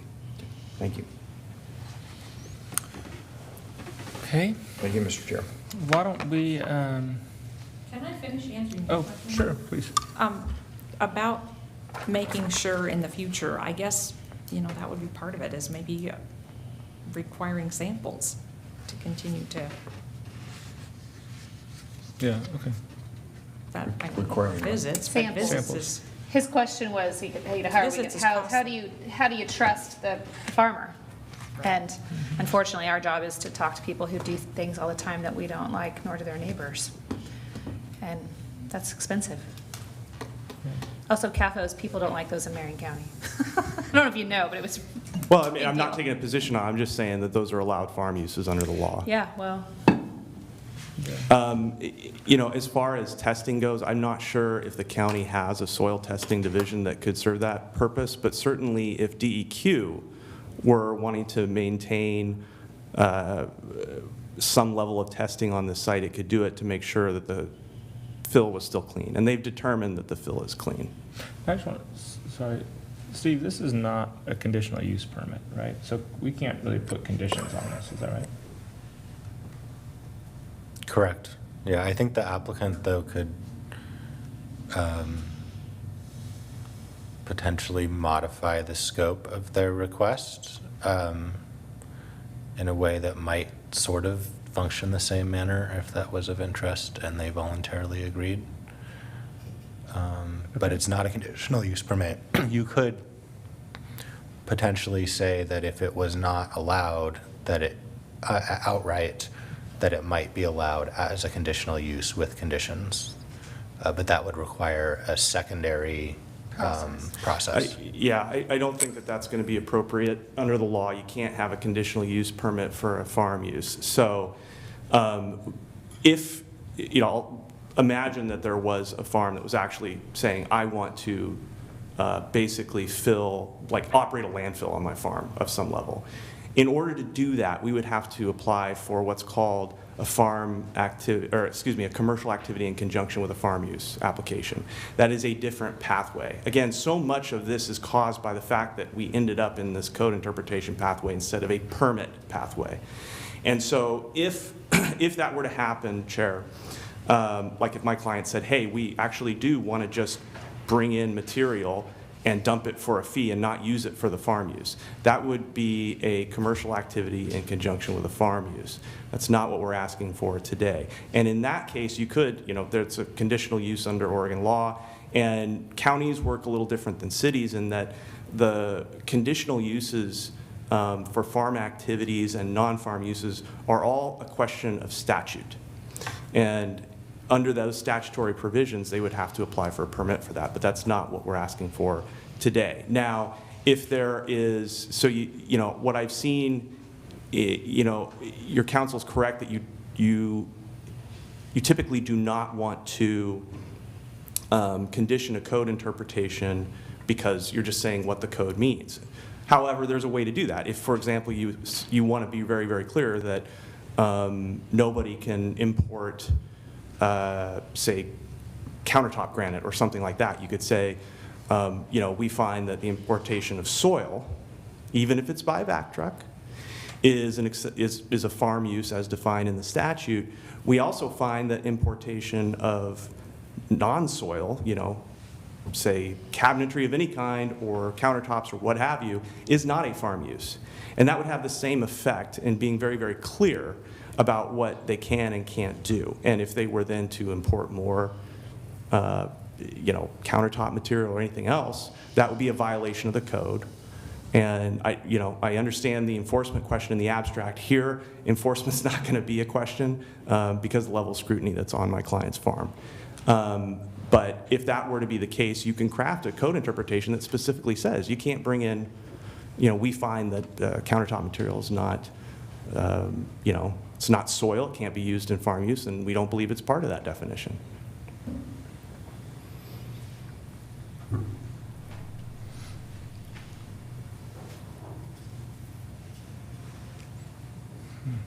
Can we move on to the many other people that want to talk? And then Yep. I'm sure we'll have many more things to come about. Yeah. Okay. I wanted you guys to hear from Shane Fobert, who's the farm manager. He can tell you a lot more about the on-site mechanics of this use, and I think it's important to hear from him. Okay, great.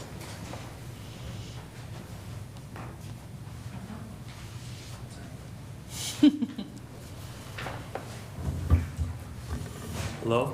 Oh. Hello, everyone. Yeah, so my name's Shane Fobert. You want me to read my testimony, then we can talk? Or? It's your time, it's whatever you want to do. Okay. All right, yeah, so my name's Shane Fobert. I'm a fourth-generation farmer based out of Hubbard, Oregon. My family has been farming in Hubbard since 1920. I grew up farming hops, hazelnuts, grass seed, and wheat.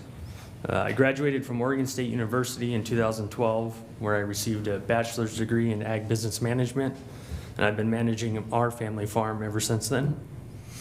My history with Denise goes way back to grade school, where I attended St. Luke's School in Woodburn with her children, Krista and Tyler. Full circle, 20 years later, I married her daughter, Krista, in 2015. And I started helping on their farm around 2021 with the hazelnuts, and I've been working with Denise on the management side of the farm since then. Once I started working on the farm, I really started to notice the difficulties with the low-lying areas, especially in the winter months. We would get stuck while winter pruning or leave ruts in the fields that led to crop loss. As you guys know, since hazelnuts fall to the ground at harvest, smooth orchard floors are required to gather our crop with mechanical equipment. I tried implementing cover crops on the orchard floors to cut down on erosion, but the surface water still runs downhill in the steeper terrain, and that causes the water to channel more through the orchard floors, leaving a bunch of ditches that we miss product when we're harvesting. The best way to cure this issue is to add topsoil and decrease the slope of the low-lying area. I do want to mention, as Denise did, that these aerial photos don't do this justice of the gully, the elevation change. You know, it's a lot steeper than it looks on here. Our farm has benefited from getting topsoil over a 100-plus year history and is always looking to improve our arable farmland. In 2023, that's when we were able to find this topsoil that we could bring in to fill the low-lying area at Denise's farm using Vector truck topsoil. The Vector truck topsoil is not something we had ever received before on our farm, but we could see the continued transition from standard excavation to Vector truck excavation for all the buried utilities. It seemed like a missed opportunity to see good topsoil that was mixed with clean water being discarded.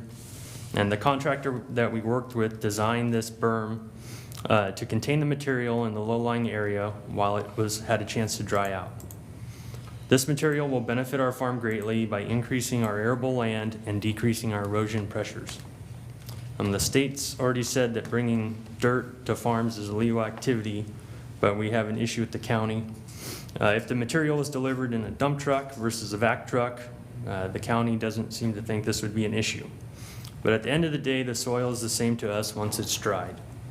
Marion County is a farming county, and it should be a farmer's best supporter. They should be at the forefront of allowing farmers to adopt and foster advancements that enable farmers to succeed.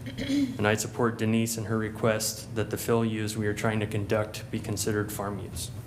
Thank you. Why do you think that the county doesn't like a vac truck delivery method versus a dump truck delivery method? I think when it has water, you have to contain that material, because if you just open discharge, dump it in the gully, there is potential of runoff to Ryan Creek that's 900 feet away. So working with a contractor that engineered, designed this berm to meet those requirements, you know, I think is why Vector truck material is not as common as dump truck. I mean, yes, it's not common, but I mean, on its face, you think that the water is the concern for the county? Like overall, that's what got us here, was the water combined with the soil? I would believe so, yeah. Okay. And, yeah, What? There's been some conversation about countertops. yes, Those were brought in with a vac truck? they were. Okay. And Can you tell me about, I know what a vac truck is. I know what they do. I don't need to tell me what they do, but how did you go about getting a contractor, these particular contractors, these vendors to bring this material? I'm perplexed why PGE and Northwest Natural, and I think there's 4 or 5 listed, how the materials that are in there that are not water and soil ended up in your pond. are you, I mean, the countertop material you mean? Yeah, did you, I mean, she said it was the one time, I mean, I guess I don't understand, the farm practice is to like, are you the one directly saying, yes, bring whatever here, or are you asking for specific material? 'Cause I live out on a farm. As I said, my neighbor is bringing in soil. In fact, he's paying people to bring him soil. I've never heard of anybody being paid to have soil dropped off on their farms, and I think that's great that that worked out for you. Yeah. But I'm I mean, it is a value, there is extra steps involved in this process, Okay, you know, and me fighting with my neighbor over getting dump trucks, it's hard to, I mean, I think that's why the farmers end up paying for it, is in the summertime, you can dump anywhere on farms. In the wintertime is where it's hard to find a spot Sure. to dump. As far as the countertop material, that we worked with the contractor that designed this berm, that had been working with these PGE companies, Patelco and them, for the last 5 years. He already had these relationships. Okay. He had the ability to get the dirt. He had been dumping this dirt at other locations in previous, and he came to us. I was looking for dirt, and we worked out this deal, and he engineered this whole berm to design it, to maintain this material, so there wasn't runoff or any issues with that. One comment is, I mean, this wasn't just random excavator dug, dig, dump. It was thought-out plan. It has a certain slope. The blacktop area is higher than the other side of the berm because the water runs to this side, the dirt stays closer to the dump pad. Then you can grab it with an excavator, separate the water from the dirt, set the dirt on the uphill side, let it fully dewater, and place it where you want to. So it's not just the slurry that sits there. It's actually a, you know, laser degreed slope. okay, The dumping area where the blacktop is actually above grade. That's above finished grade of once we're full. And that's where we put all the topsoil from. That you pulled out. We pulled out, well, just no dirt left the farm and just moved around a little bit to contain it. Because if you open discharge these vac trucks with no containment, there is a chance of runoff and issues with Ryan Creek 900 feet away. So it's a well thought out plan. It looks different on paper, but this is a very steep gully. You know, as the farther you go west, the deeper it got. So we picked a spot that he thought he could make a good containment area, and then worked upland to the size of the pit. He engineered that the way I yeah. just okay. said where I wanted the material, and he Figured it out. figured it out. For the, I'm just gonna use the number Commissioner Cameron referenced, I don't know if it's accurate, the 238 approximate loads. Yeah. How much volume was that you, I mean, they're measured loads, so, I mean, somebody's tracking, because are you, it feels to me that you create a very sophisticated process to protect the environment, the waterway, to build up your land so you can grow appropriate crops, whatever that may be on it, which tells me that you're thoughtful. And so somebody somewhere did some kind of a metric to determine how much volume you have to bring in to create the flush earth that you're after, Yeah. correct? So how many loads do you need? The berm was designed to contain, like, in the low-lying area. Okay, There wasn't a number of trucks, because the issue is, one truck could be on a job site, digging out an area the big size of this room. He fills his truck to full capacity. Another one could be replacing a PGE pole, digging a smaller diameter hole, 8 feet deep, and he's done for the day. so, okay, so, They discharge at the end of the day. sure, I understand that so each load each could load be a has a different different volume. right. But what's the total volume then that you need to meet the goal in order to get rid of the asphalt and to stop this process? Yeah, I don't know. Oh, the goal, when this gets to grade, is when we are full Sure. and would shut it down. Okay, Wait, Like, I want to ask, so Yeah. my understanding though, is what you just said is that you're taking dirt out of the pond, right? yes, And then you're taking that dirt to different parts of the farm, right? yes. So, let's say that, I'm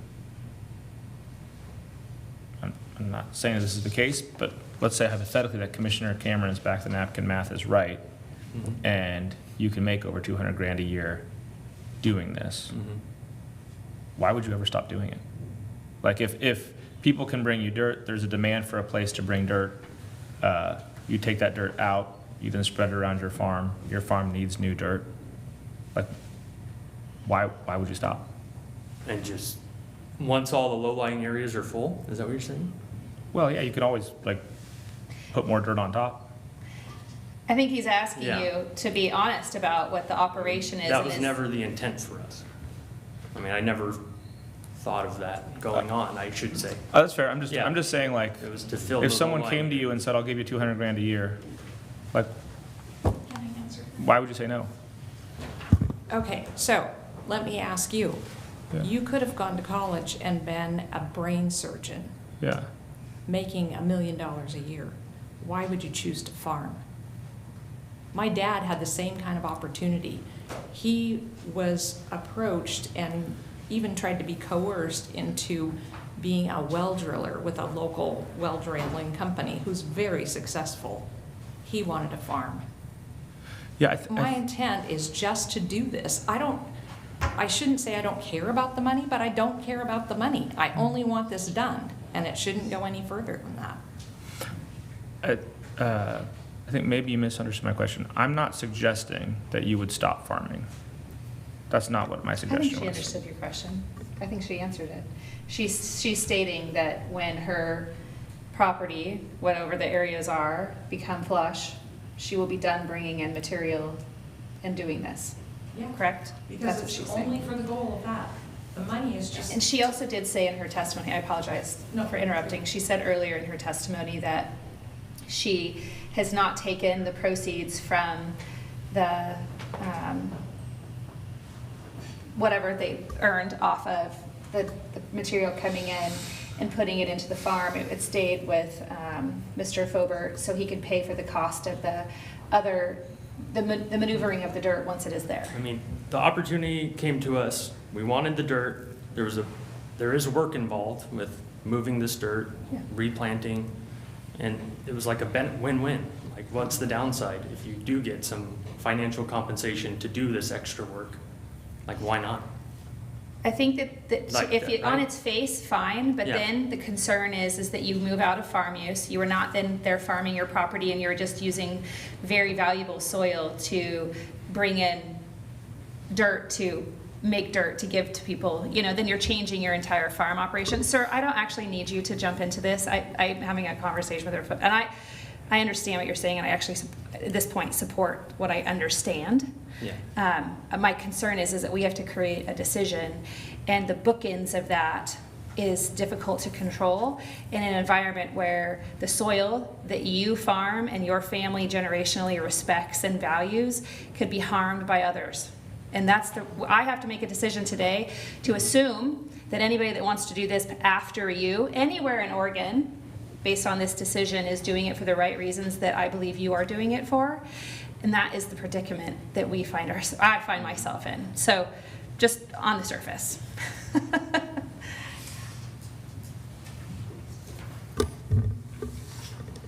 I know you didn't want to hear from me, but I just wanted to finish what I was going to say. well, I was going to let you. The limiting factor already exists, and the limiting factor is found in the definition of farm use. This is a common issue that comes up all the time. So if, for example, Commissioner Bethel, our clients are simply importing dirt and creating giant mounds and not using that dirt for farming whatsoever, that would not be a farm use. It's unquestionable under Oregon law. And so the legislature has really, I think, given us a framework that is, reasonable minds can disagree, but it's been relatively effective in Oregon for the last 45 years. And so what you're looking for here, and I understand why you're looking for it, is some specific conditions to put on this specific farm to resolve the issue. But again, that's not really what we're talking about here. But there is a limiting factor in the statute, and it's replicated in your code, which is that if you drive by, say 10 years from now, and you just see like big Cabelco front-end loaders on piles of material on a farm, you can reasonably ask, and code enforcement I'm sure would do so, are you actually just stockpiling soil and getting paid for it, or are you spreading that on your farm and using it for the farm use? And this was exactly the question that came up in those two cases I mentioned before. And so in 1983 and 1999, when a similar issue went before LUBA, the question was, well, they can just spray this water, this municipal waste that they're importing, and they can, they're paid by the volume of water that they're importing. They can just spray it on their farm to the point where they can't even farm anything.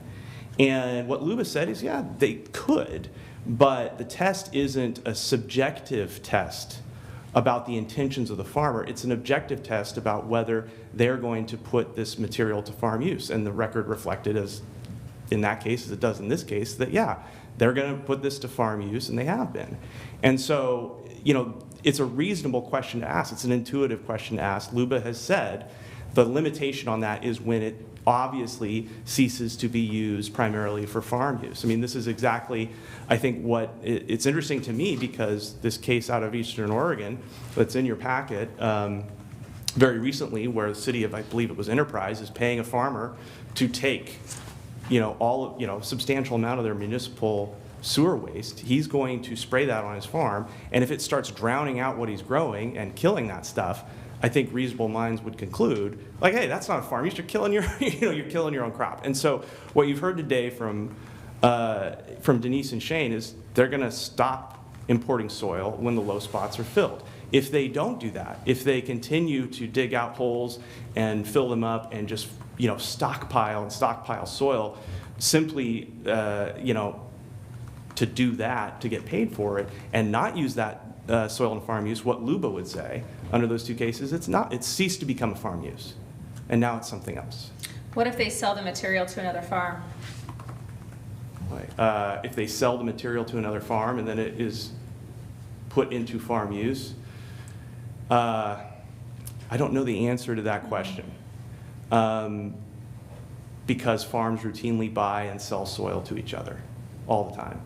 But again, we're not even at that point. And so I think it becomes a rule of reason, and we're not going to be at that point for a long time, where if you find, if this were to turn into, say, I don't know what that would look like. I suppose perhaps it could start looking like a bark and soil, sand and gravel type use. I'm trying to think of a good analogy that exists. I mean, we had a case before us last year where we had a guy that was like neighbors to this farm who brought in trees, and he had a full-on tree operation. He wasn't harvesting trees from his property, he was bringing them in, and then he was selling those wood chips to nearby farmers, and he was suggesting that his property and his use was a farm use.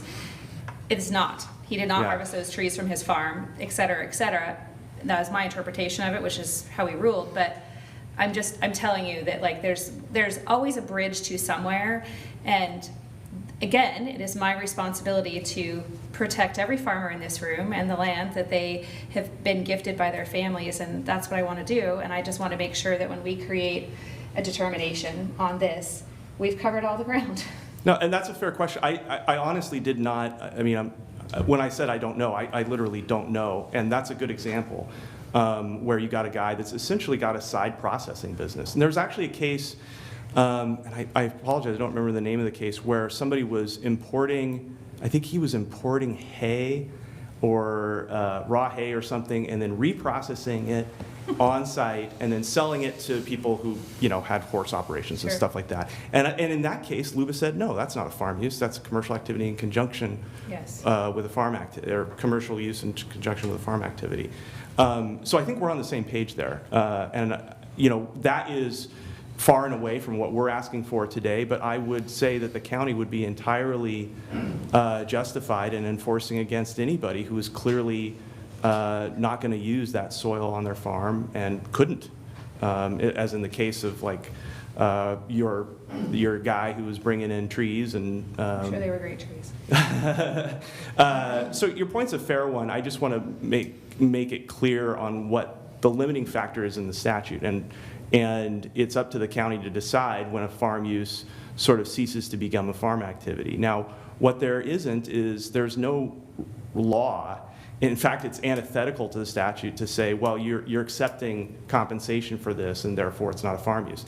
You got a number of letters from farm bureaus and from other farmers that accept compensation for things that they import onto their farms, as do farmers who accept municipal waste. And in every one of those cases, Luba said, no, it's a farm use. So I don't think that the question of compensation is positive. What LUBA would say is that the dispositive question is like, is it going to be used on the farm? And can it be used on the farm? And in this case, both answers are yes. Thank you. All right, we got to keep moving right along. Thank you. Thank you. Thank you. Thank you. I have Charles Burnham and Samantha Bayer still signed up for, in support of this. Do either of you want to come forward and talk? You're not required to, but you're welcome to.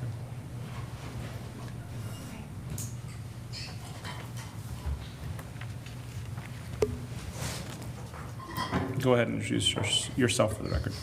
Good morning, sort of afternoon at this point, Commissioners. For the record, my name is Samantha Baer.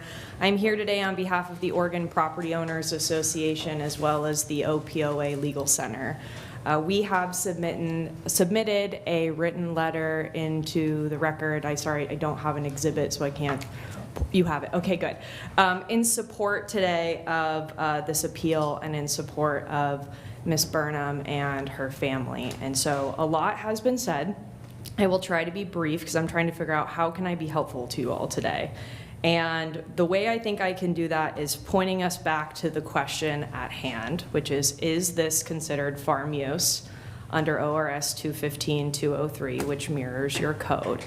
And the key language here is whether this activity constitutes the on-site maintenance of agricultural facilities.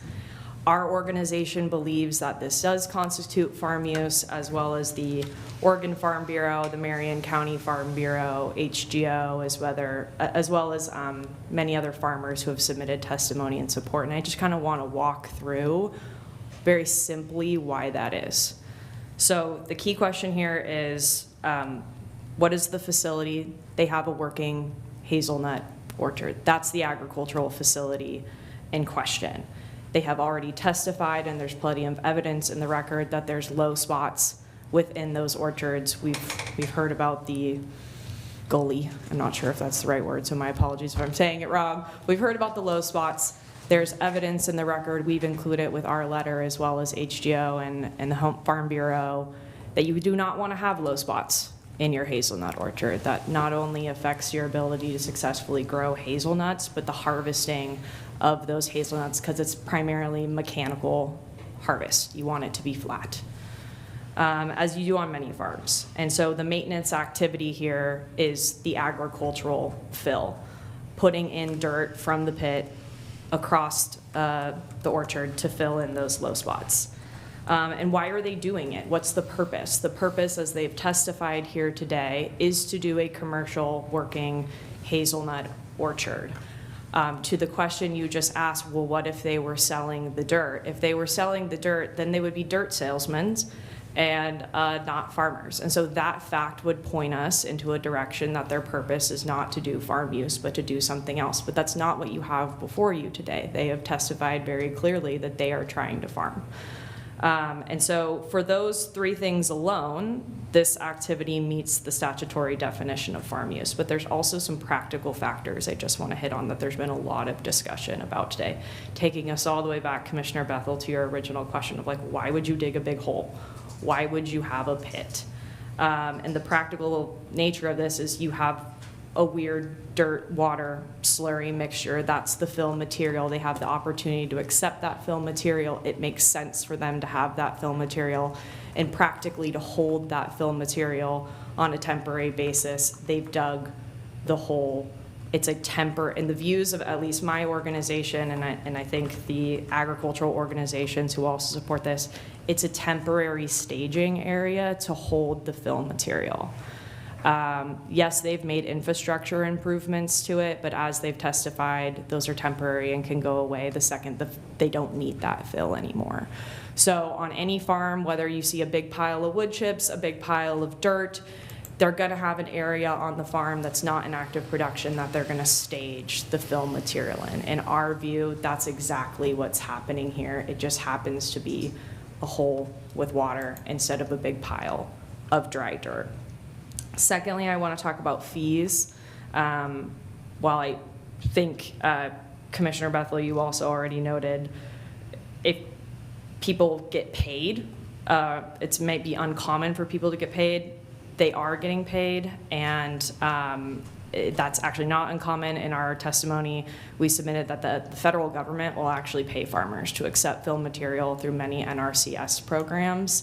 But more practically, farmers are industrious. We know that margins are really tight. And so if you actually get to take a fee to accept the material that you otherwise need or will have to go pay for, in the eyes of, like, I think any reasonable farmer, that's just a bonus and a win for them. And something that, I mean, I think most farmers would feel lucky to have. And then again, it goes back to purpose. What they're doing here is for the purpose of a working hazelnut orchard. We do not have a flat piece of farmland with no trees, with no active farm use on it, and then a large pit where they are then, you know, reselling the dirt to another situation. That is a commercial landfill or a commercial waste disposal facility. That's far from what we have going on here. And so with that, I want to just say there are many, I think, and it was brought up at the beginning, different lenses you can take to the facts of this case. But from the eyes of my organization, who has represented property owners for 35 years, including farmers and ranchers, this is farm use, and it makes sense to be farm use. And so I appreciate so much your guys' thoughtful deliberation on this and recognition that this does have precedent-setting value in your decision and wanting to come to a thoughtful decision here. So thank you. And I'm happy to answer any questions you might have. Thank you. Any questions for Samantha? No, she had a great recap. No, thank you. Like 2 hours. Okay. Unless anybody else wants to come up, I'm going to move on to those in opposition. Okay. Okay. First up is Joseph Schaefer.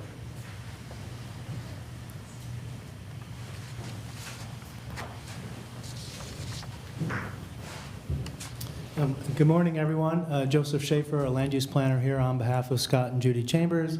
My address is 1211 Southwest 5th Avenue, 27th floor in Portland, 97204. Today, I'm just going to make a couple factual points to emphasize. One thing I want to add to my notes, though, is Mr. Fober testified a few minutes ago that the Vactor truck material is topsoil. He referred to it as Vactor truck topsoil, and I think there's been a great deal of testimony today that once the material is dewatered that comes out of the Vactor truck, it's going to be spread around as topsoil. And you know, Vactor trucks do not usually excavate topsoil. They are for boring machines underground. Well underground, a typical, I had the electrical service in my house moved underground a few years ago. Electric cables are required to be at least 3 feet underground. So when they bore those, they're not getting topsoil, they're getting subsoil. When you bore a sewer line under a street, you're not getting topsoil in your Vactor truck. You're getting subsoils in your Vactor truck. So I just want to make sure we're clear that Vactor truck spoils are not topsoil. And I'm not seeing any questions, so I'll go to my regular testimony here. First, as Mr. Barnes stated, the Department of Agriculture wrote, quote, "The pit site would not be considered an agricultural activity," close quote. The applicant has not provided any examples of a commercial scale Vactor truck waste dump that has been classified as a farm use. The closest thing is the testimony of one farmer in Central Oregon, Tim DeBoot, who uses Vactor trucks to clean sediments from irrigation sumps and ponds, and then deposits the sediments on his own farm. In other words, the Vactor trucks are used to transfer sediment from one part of his farm to another. Here, the applicant accepts Vactor truck waste of unknown quality from unknown locations for tipping fees as a commercial enterprise. Second, the application states it is to expand arable area. The Hall Road is about 1.2 acres, and the applicant is correct. There was a farm road that they added gravel to. However, it's been greatly expanded. When you look at the aerial photos, it is heavy 3-inch rock for the heavy Vactor trucks. It's wider. There's a huge driveway throat out at the road that is paved and wide enough for trucks to pass easily, in addition to the paved area at the dumping site itself. You've heard testimony and seen maps. The dumping area and pit are about 1 acre. The aerial photos show these locations were previously planted in filberts, and that's even more clear on the photos that Mr. Barnes submitted into the record today. So yes, to answer Commissioner Bethel's question from earlier, filbert trees were removed to build this facility. That's very clear from the photos. In addition, there is no detailed site plan or other indication the project will create 2 new acres for planting filberts or any other farm use to compensate for the acreage consumed by the dumping facility. Actually, the orchard has been reduced in size, and as has been clear in the discussion, because we're not doing a conditional use permit, there will perhaps you guys the lawyers can work out something creative, but as I understand it, there is no limit on when this facility must cease collecting money for accepting Vector truck waste, these are just a few facts I wanted to point out. Thank you. Thank you. Are there any questions for Mr. Schaefer? No, thank you. Okay, next up, I'm going to call Ben Williams.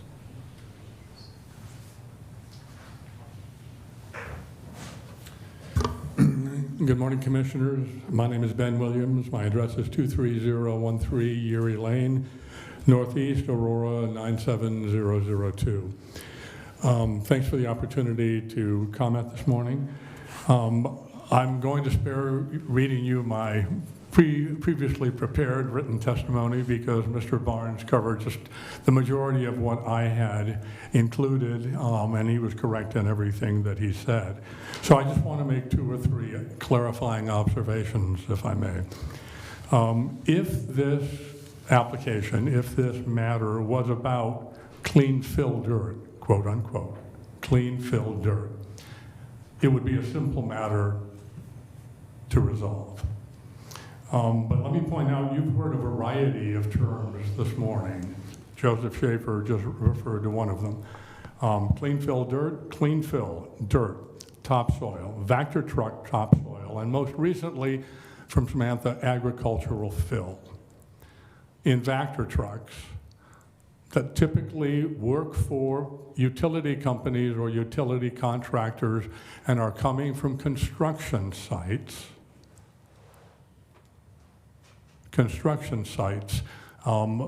that are associated with utilities, okay? Very little fill dirt it tends to be extracted from those kind of sites. I'd also like to share a little story with you. One of our board members is a former mayor of Wilsonville, Charlotte Lehan, and when she was mayor 15 or 16 years ago, the city of Wilsonville purchased its first Vector truck. Okay?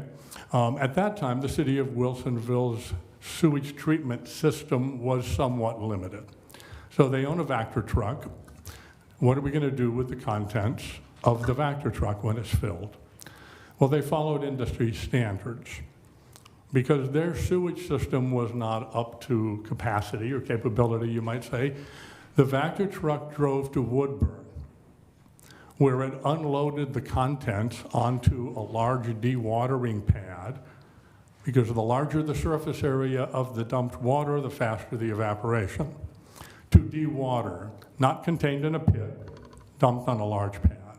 Then after it was dewatered, an excavator loaded it up into a dump truck, and it was taken to a certified and licensed solid waste dump site because of the unknown character of the solid waste in the slurry.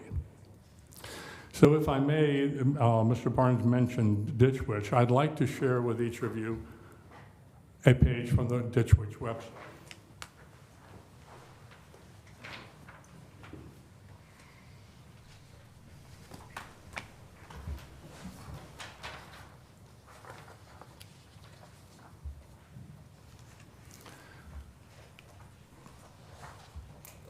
So looking at the industry is sometimes very instructive. And in this case, you'll see what Ditch Witch says. And the page is titled Understanding Regulation and Safety Standards. And if you follow the highlighted section, you'll see that on these 2 pages, that the appropriate industry cautions be taken during transport, that's emphasized, and that the spoils, note they refer to the contents of the truck as spoils, that the spoils be dumped at licensed solid and liquid waste facilities. Why? Because of the unknown content. And there was a question about whether there was any monitoring or testing on the dumps that came into this site. The short answer is no, and Greg Wing put up a little shack and had a little pad of paper, and if you were coming in with a dump load, you filled it out and said, I'm working for Patelco, I was here at what time? That was the extent of the inspection of what was coming on site. And Commissioner Cameron, to your question about the number of loads, you're correct. And there were 238 loads in December, December being a slow construction season. If you extrapolate 238 times 300 over the course of a year, that's over $850,000 in revenue at this fee for dumping site.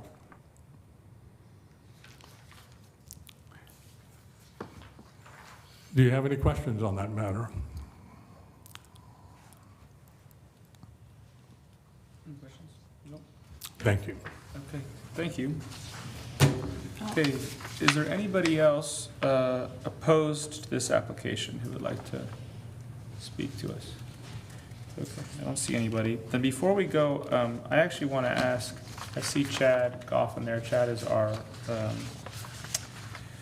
one of our, what is it, code enforcement officers. And would you come and chat with us a little bit about, because there's been some talk about enforcement, in fact, from the applicant side, saying if somebody was doing something they shouldn't be doing, then they kind of have the right to enforce that. So I think in this instance, you did engage in some enforcement, is that right? Sorry, go ahead and introduce yourself for the record before I start grilling you. Hi, my name is Chad Goffin. I am Code Enforcement Officer for the Marion County Sheriff's Office. So can you talk a little bit about, did you enforce in this situation, and how did that go? Yes, I did issue a citation for the running of an illegal dumping business.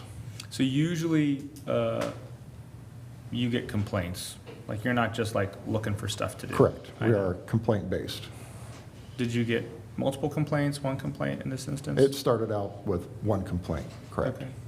And then kind of what were the findings that you came to, or what were the conclusions you came to that led you to make your citation? The original complaint was from Marion County Public Works land development inspector going out there for an inspection of an unrelated issue, and informed me that they were digging a hole and dumping Vector trucks on that site. And your understanding was that that was in violation of our county code, is that right? That is correct. And can you talk a little bit about that? Why did you come to that conclusion? I did make 3 visits to the site, Okay. and to my luck, one time that I was out there, there was an actual Vector truck that came in and did dump his load. Okay. And your belief was that that was not a farm use, is that right? That is correct. Okay.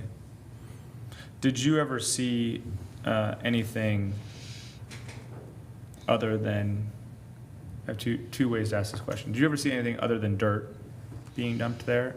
And also, is it possible for someone like you to see if someone's dumping something other than dirt? The one time I saw that Vector truck dumping, it was mostly water, slurry, muddy water with some rocks in it. Okay. Do you have any other questions, commissioners? No? Okay. Is there any, one of our conversations was how, if someone were to dump something that they shouldn't be dumping, then the county could enforce against that.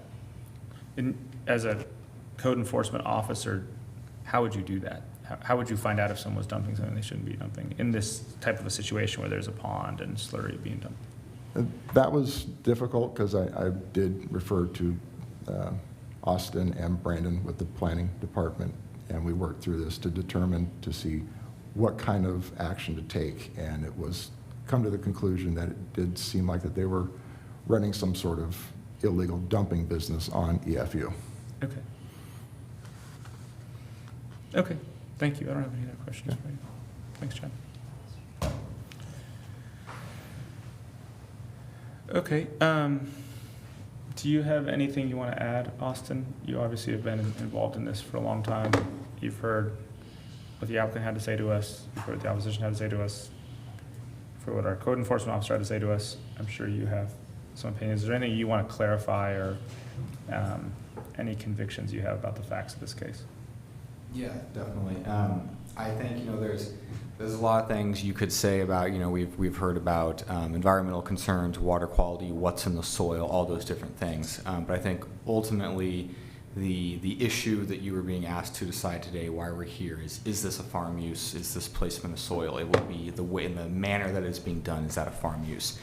And so what I kind of wrote down in my notes here is that fill soil is a farm use.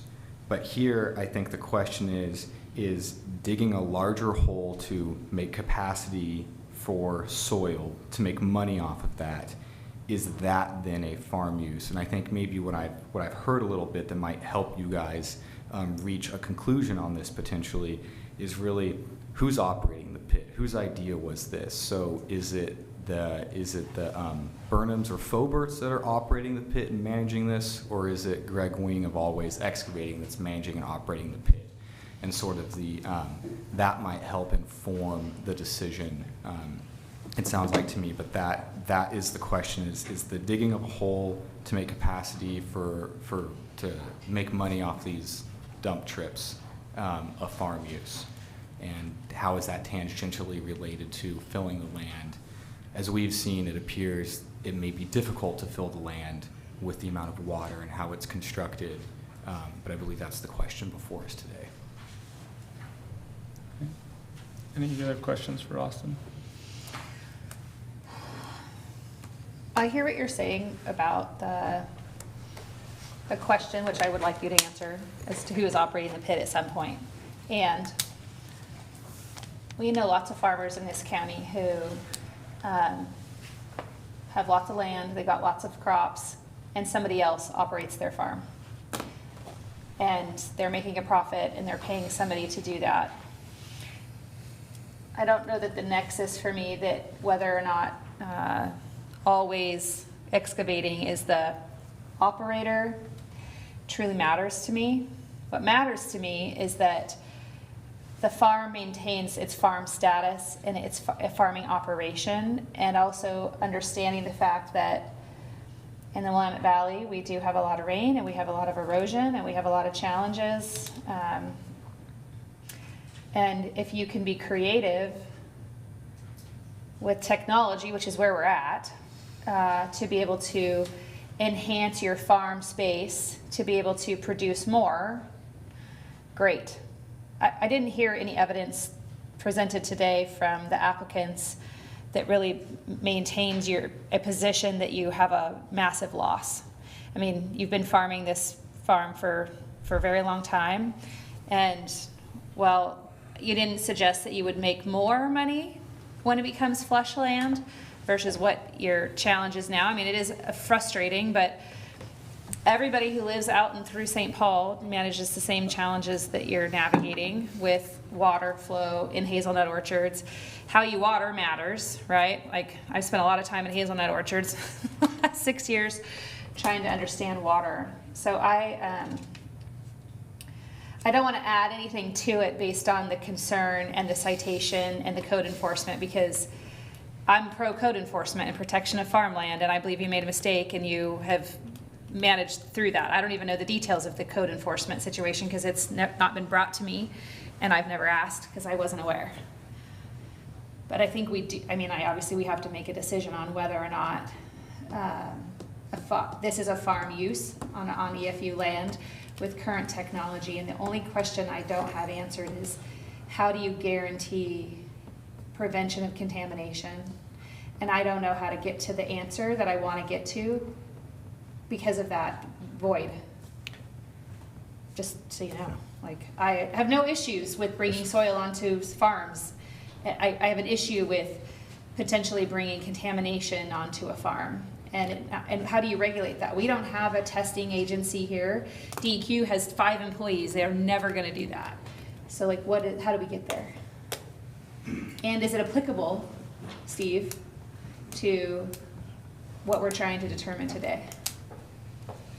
Mr. Chair, if I may. Please. Austin, but did you want to answer her question first, Steve? I defer to you. I can answer it later. Yeah, Austin, we've had a couple different revenue amounts thrown out. Heard 850, I had 200 and something, whatever. Is there a threshold of non-crop revenue on a farm versus the actual crop revenue that ends up triggering something? Sure. So in land use, oftentimes in farm zones, we talk about what's the predominant use. So especially going back to like a commercial use in conjunction with farm use, making sure that predominantly farm use is happening or that it's a customer supplier farm uses. So then here you could use that same logic to say what's the predominant use or maybe the predominant revenue stream potentially, and which I think you could say is 51% or over is reasonable to say what's the predominant use of the property. But there is nothing in ORS 215 or our code that says this exact number amount means this, right? Yeah. We would say probably predominant use. Okay. We didn't hear I didn't get the question answered of what the revenue is from the crop on an annual basis versus. Like per acre. Yeah, what hazelnut farmers are producing per acre, whatever, on a hazelnut farm versus whether it's my number or Internet can tell you right now. testifying. Anyway, so that. I can give comment on that. Okay. You'll come back up? Yeah. Yeah. Is that okay, Mr. Chair? Yeah, please. Brenda, what is this?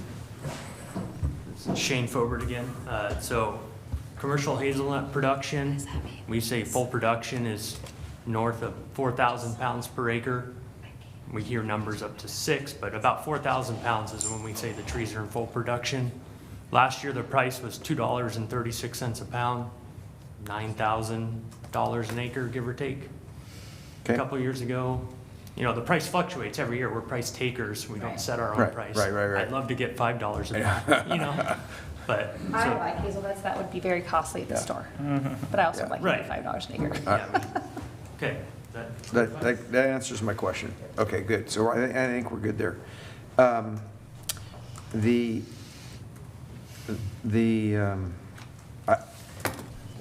don't know if you're ready to deliberate here yet. Yeah, whatever. He didn't answer. He didn't answer. No, I'll use my phone. Why don't you to answer fix your- it before I leave. The question then. Commissioner Bethel's Yeah. question. Go for it. And I would say that if you're looking anything up online, you'd need to. I can't anyway because the computer's not working. Okay, So so if nothing's on, that's great.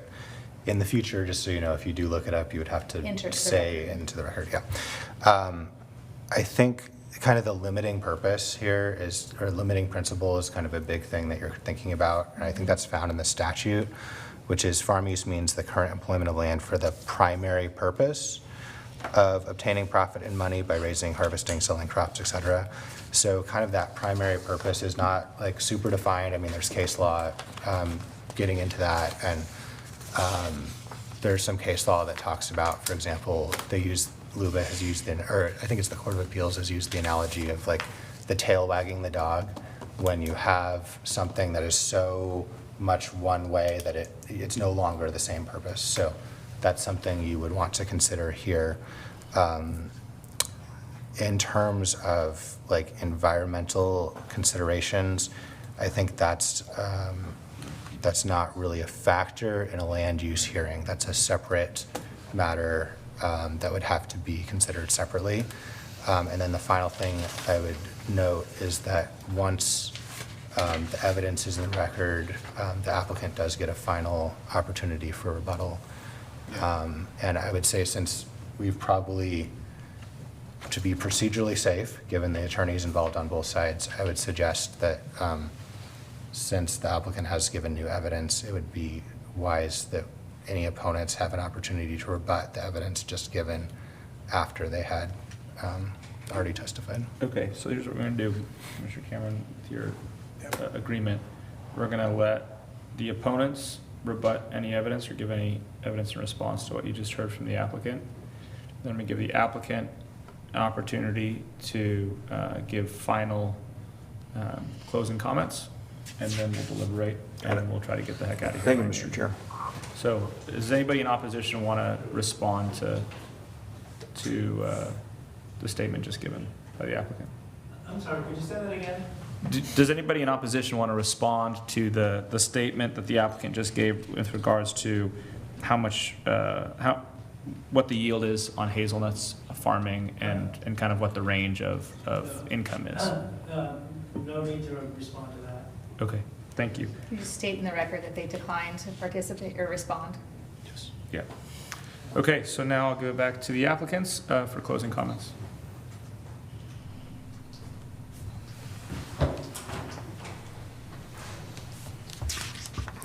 Thank you, Chair. Thank you, Commissioners. I know this is probably not how you all hope to be able to spend this morning, but I do really appreciate the thoughtful questions. And it is very apparent to me that your brains are fully engaged in this question. And, you know, regardless of how it comes out, I do appreciate how carefully and diligently you've considered the arguments before you today. And I think it was a good hearing for that reason. I'm going to just, you know, I'm not going to, everybody has done their best today to cabin the issue into what's before the board as it regards a code interpretation question. I don't need to belabor that part anymore. I just want to respond to a few things that I heard from the opponents and Mr. Barnes.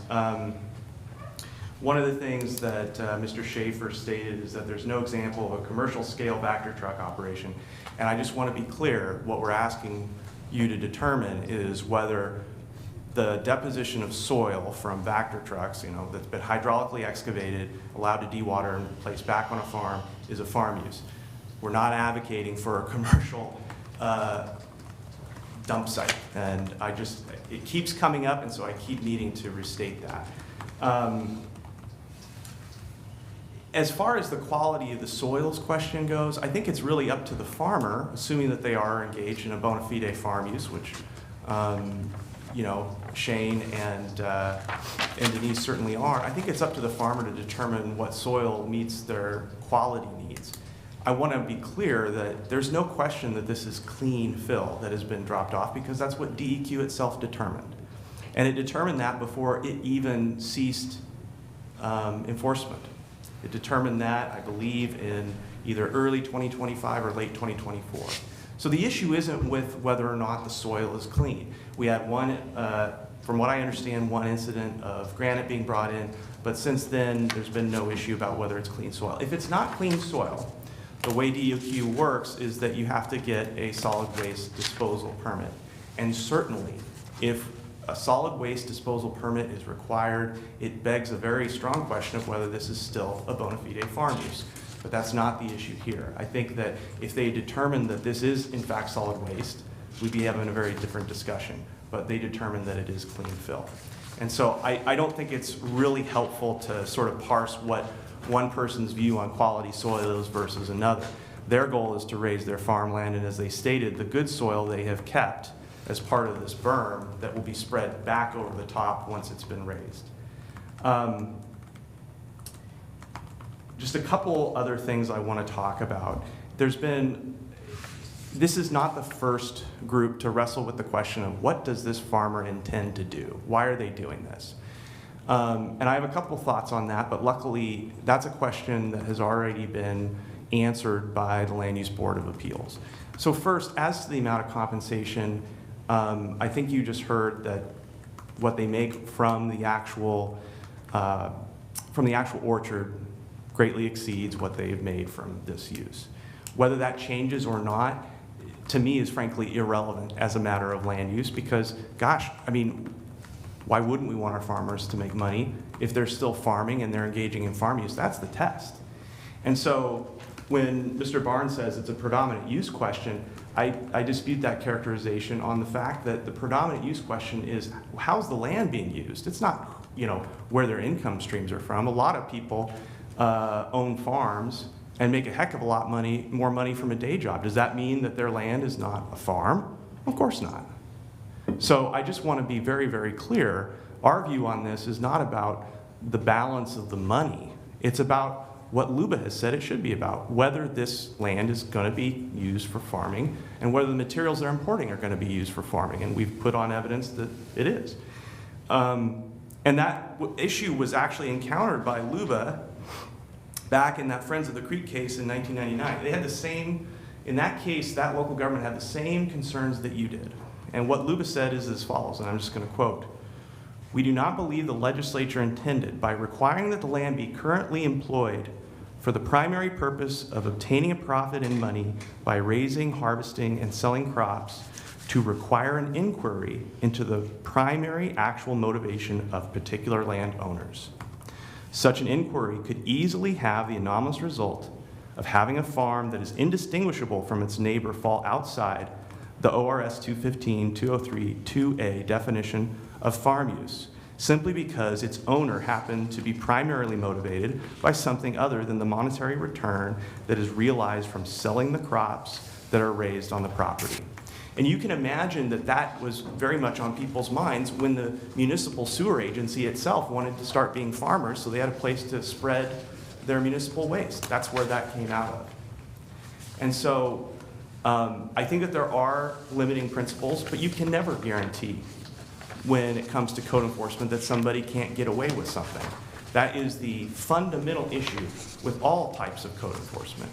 I can use my property for any number of uses, and if I surround it with trees and I hide it from the drones or whatever, I can get away with a lot.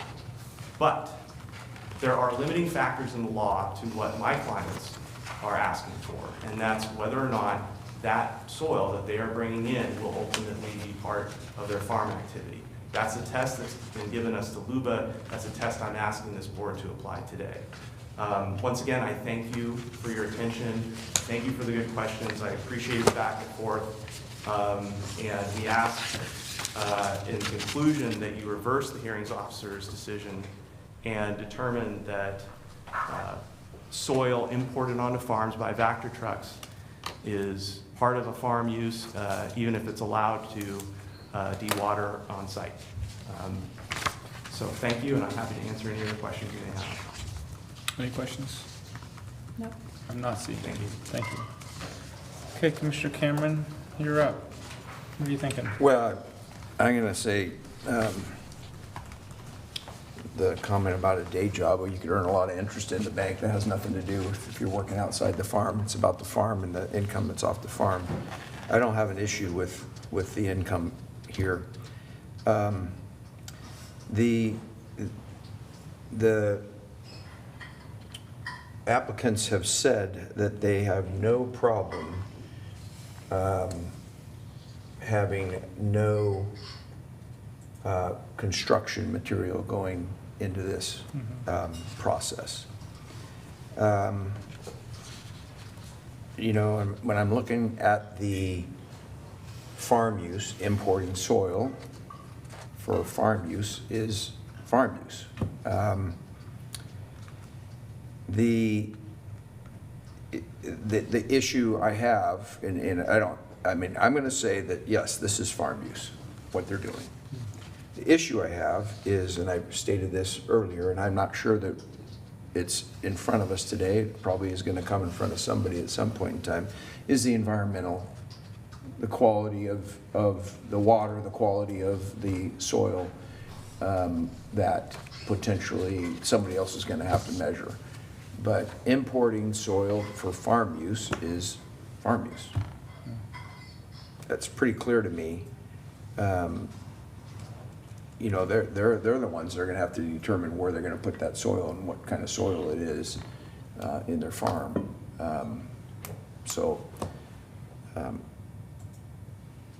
That's how I see it. Is that it's pretty straightforward to me. Is this an issue of farm use? Do I have issues with, wow, we got 6 bays, we got 238 trucks coming in 3 months, and you're going to have probably vendors that are going to say, hey, we may not go here because of whatever comes out of this, but as long as they're not taking construction demolition material and it's soil with water in it. Yeah, I think I would, Can I just ask for the question to be reframed? Just, Steve, just tell us exactly what we're answering today. Because the materials we have in front of us are convoluted. And I heard the attorney's applicant make a very clear statement at the beginning, and I think we need to state it at the end and then make a decision based on that question.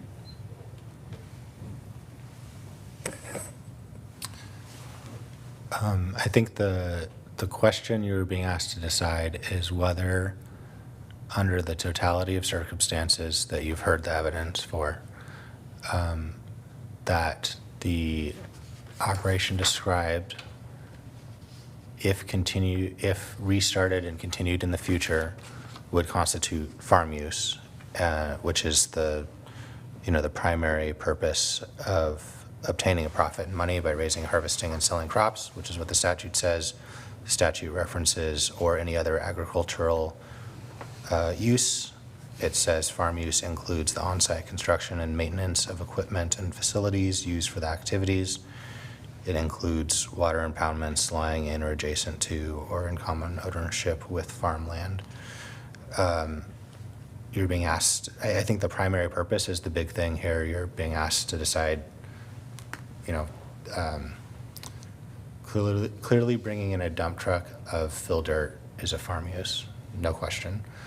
But the totality of the circumstances here, is it converting it from, is it going so far that it is no longer a primary purpose of farm use or not?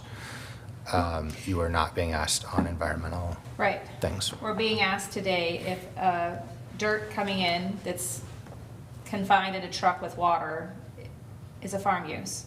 Yes. They stated that they're only interested in bringing in soil mixed with water. What I don't want to do is get off on some tangent about what we don't want in it. I want to be able to make a decision on what we believe is a farm use. And so far, I've heard Commissioner Cameron state that dirt and water on a farm for application of soil on a farm is a farm use, and I would agree with that. But anything outside of that, I would not agree with. And I want that to be very, very clear, because in the event that code enforcement must come forward on a decision later, I want it to be very, very clear that water and soil are things that actually naturally occur on farms, and sometimes you need more soil that comes with water to make it work. That's just where I'm at. yeah, I think I'm also going to take the applicants at their word on this, but I think it's important for us, when we're making a decision, we make a narrow decision here, because I think in order for something like this to be a farm use, one, it has to be clean dirt. So we're not making a decision that anything coming out of one of these trucks is farm use. That's not true. So if somebody's bringing countertops, or somebody's bringing C&D material, or somebody's bringing solid waste to a farm, that's not farm use. So I want to make sure that if we make a decision, that we're clearly saying it's not anything coming out of these trucks. Right.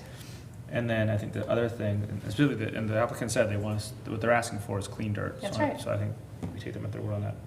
The second thing is farm use is for the primary purpose of obtaining profit by raising crops. So the other thing the applicant said is they've said they're using this dirt to fill in low places on their farm, to aid them in their farming. To increase their yield. So I think the other thing I don't want to say is anybody who owns a farm who does this is engaging in farm use. Because if it's not for the primary purpose of obtaining profit by raising crops, then it's not farm use. So I want to say both those things, is that I think it is a farm use to bring dirt and water to your property for the purpose of raising crops. I don't think it's necessarily a farm used to bring dirt and water to your property just on its own, without that additional relevant fact. So, can you help us put that? Austin is writing as fast as he can. Yeah, this is all recorded, so we can go back and look at the video, and we'll make sure to do a very narrow set of findings. Okay. Yeah. Okay. Then I will take a motion to close this public hearing and reverse the hearings officer's decision denying administrative review case number 25-026. So moved as presented. I'll second that motion. We have a motion, a second. Is there any further discussion? Seeing none, all those in favor signify by saying aye. Aye. Aye. Aye. The motion passes. Okay, that's all we have for our agenda today, so we are adjourned. Before lunch.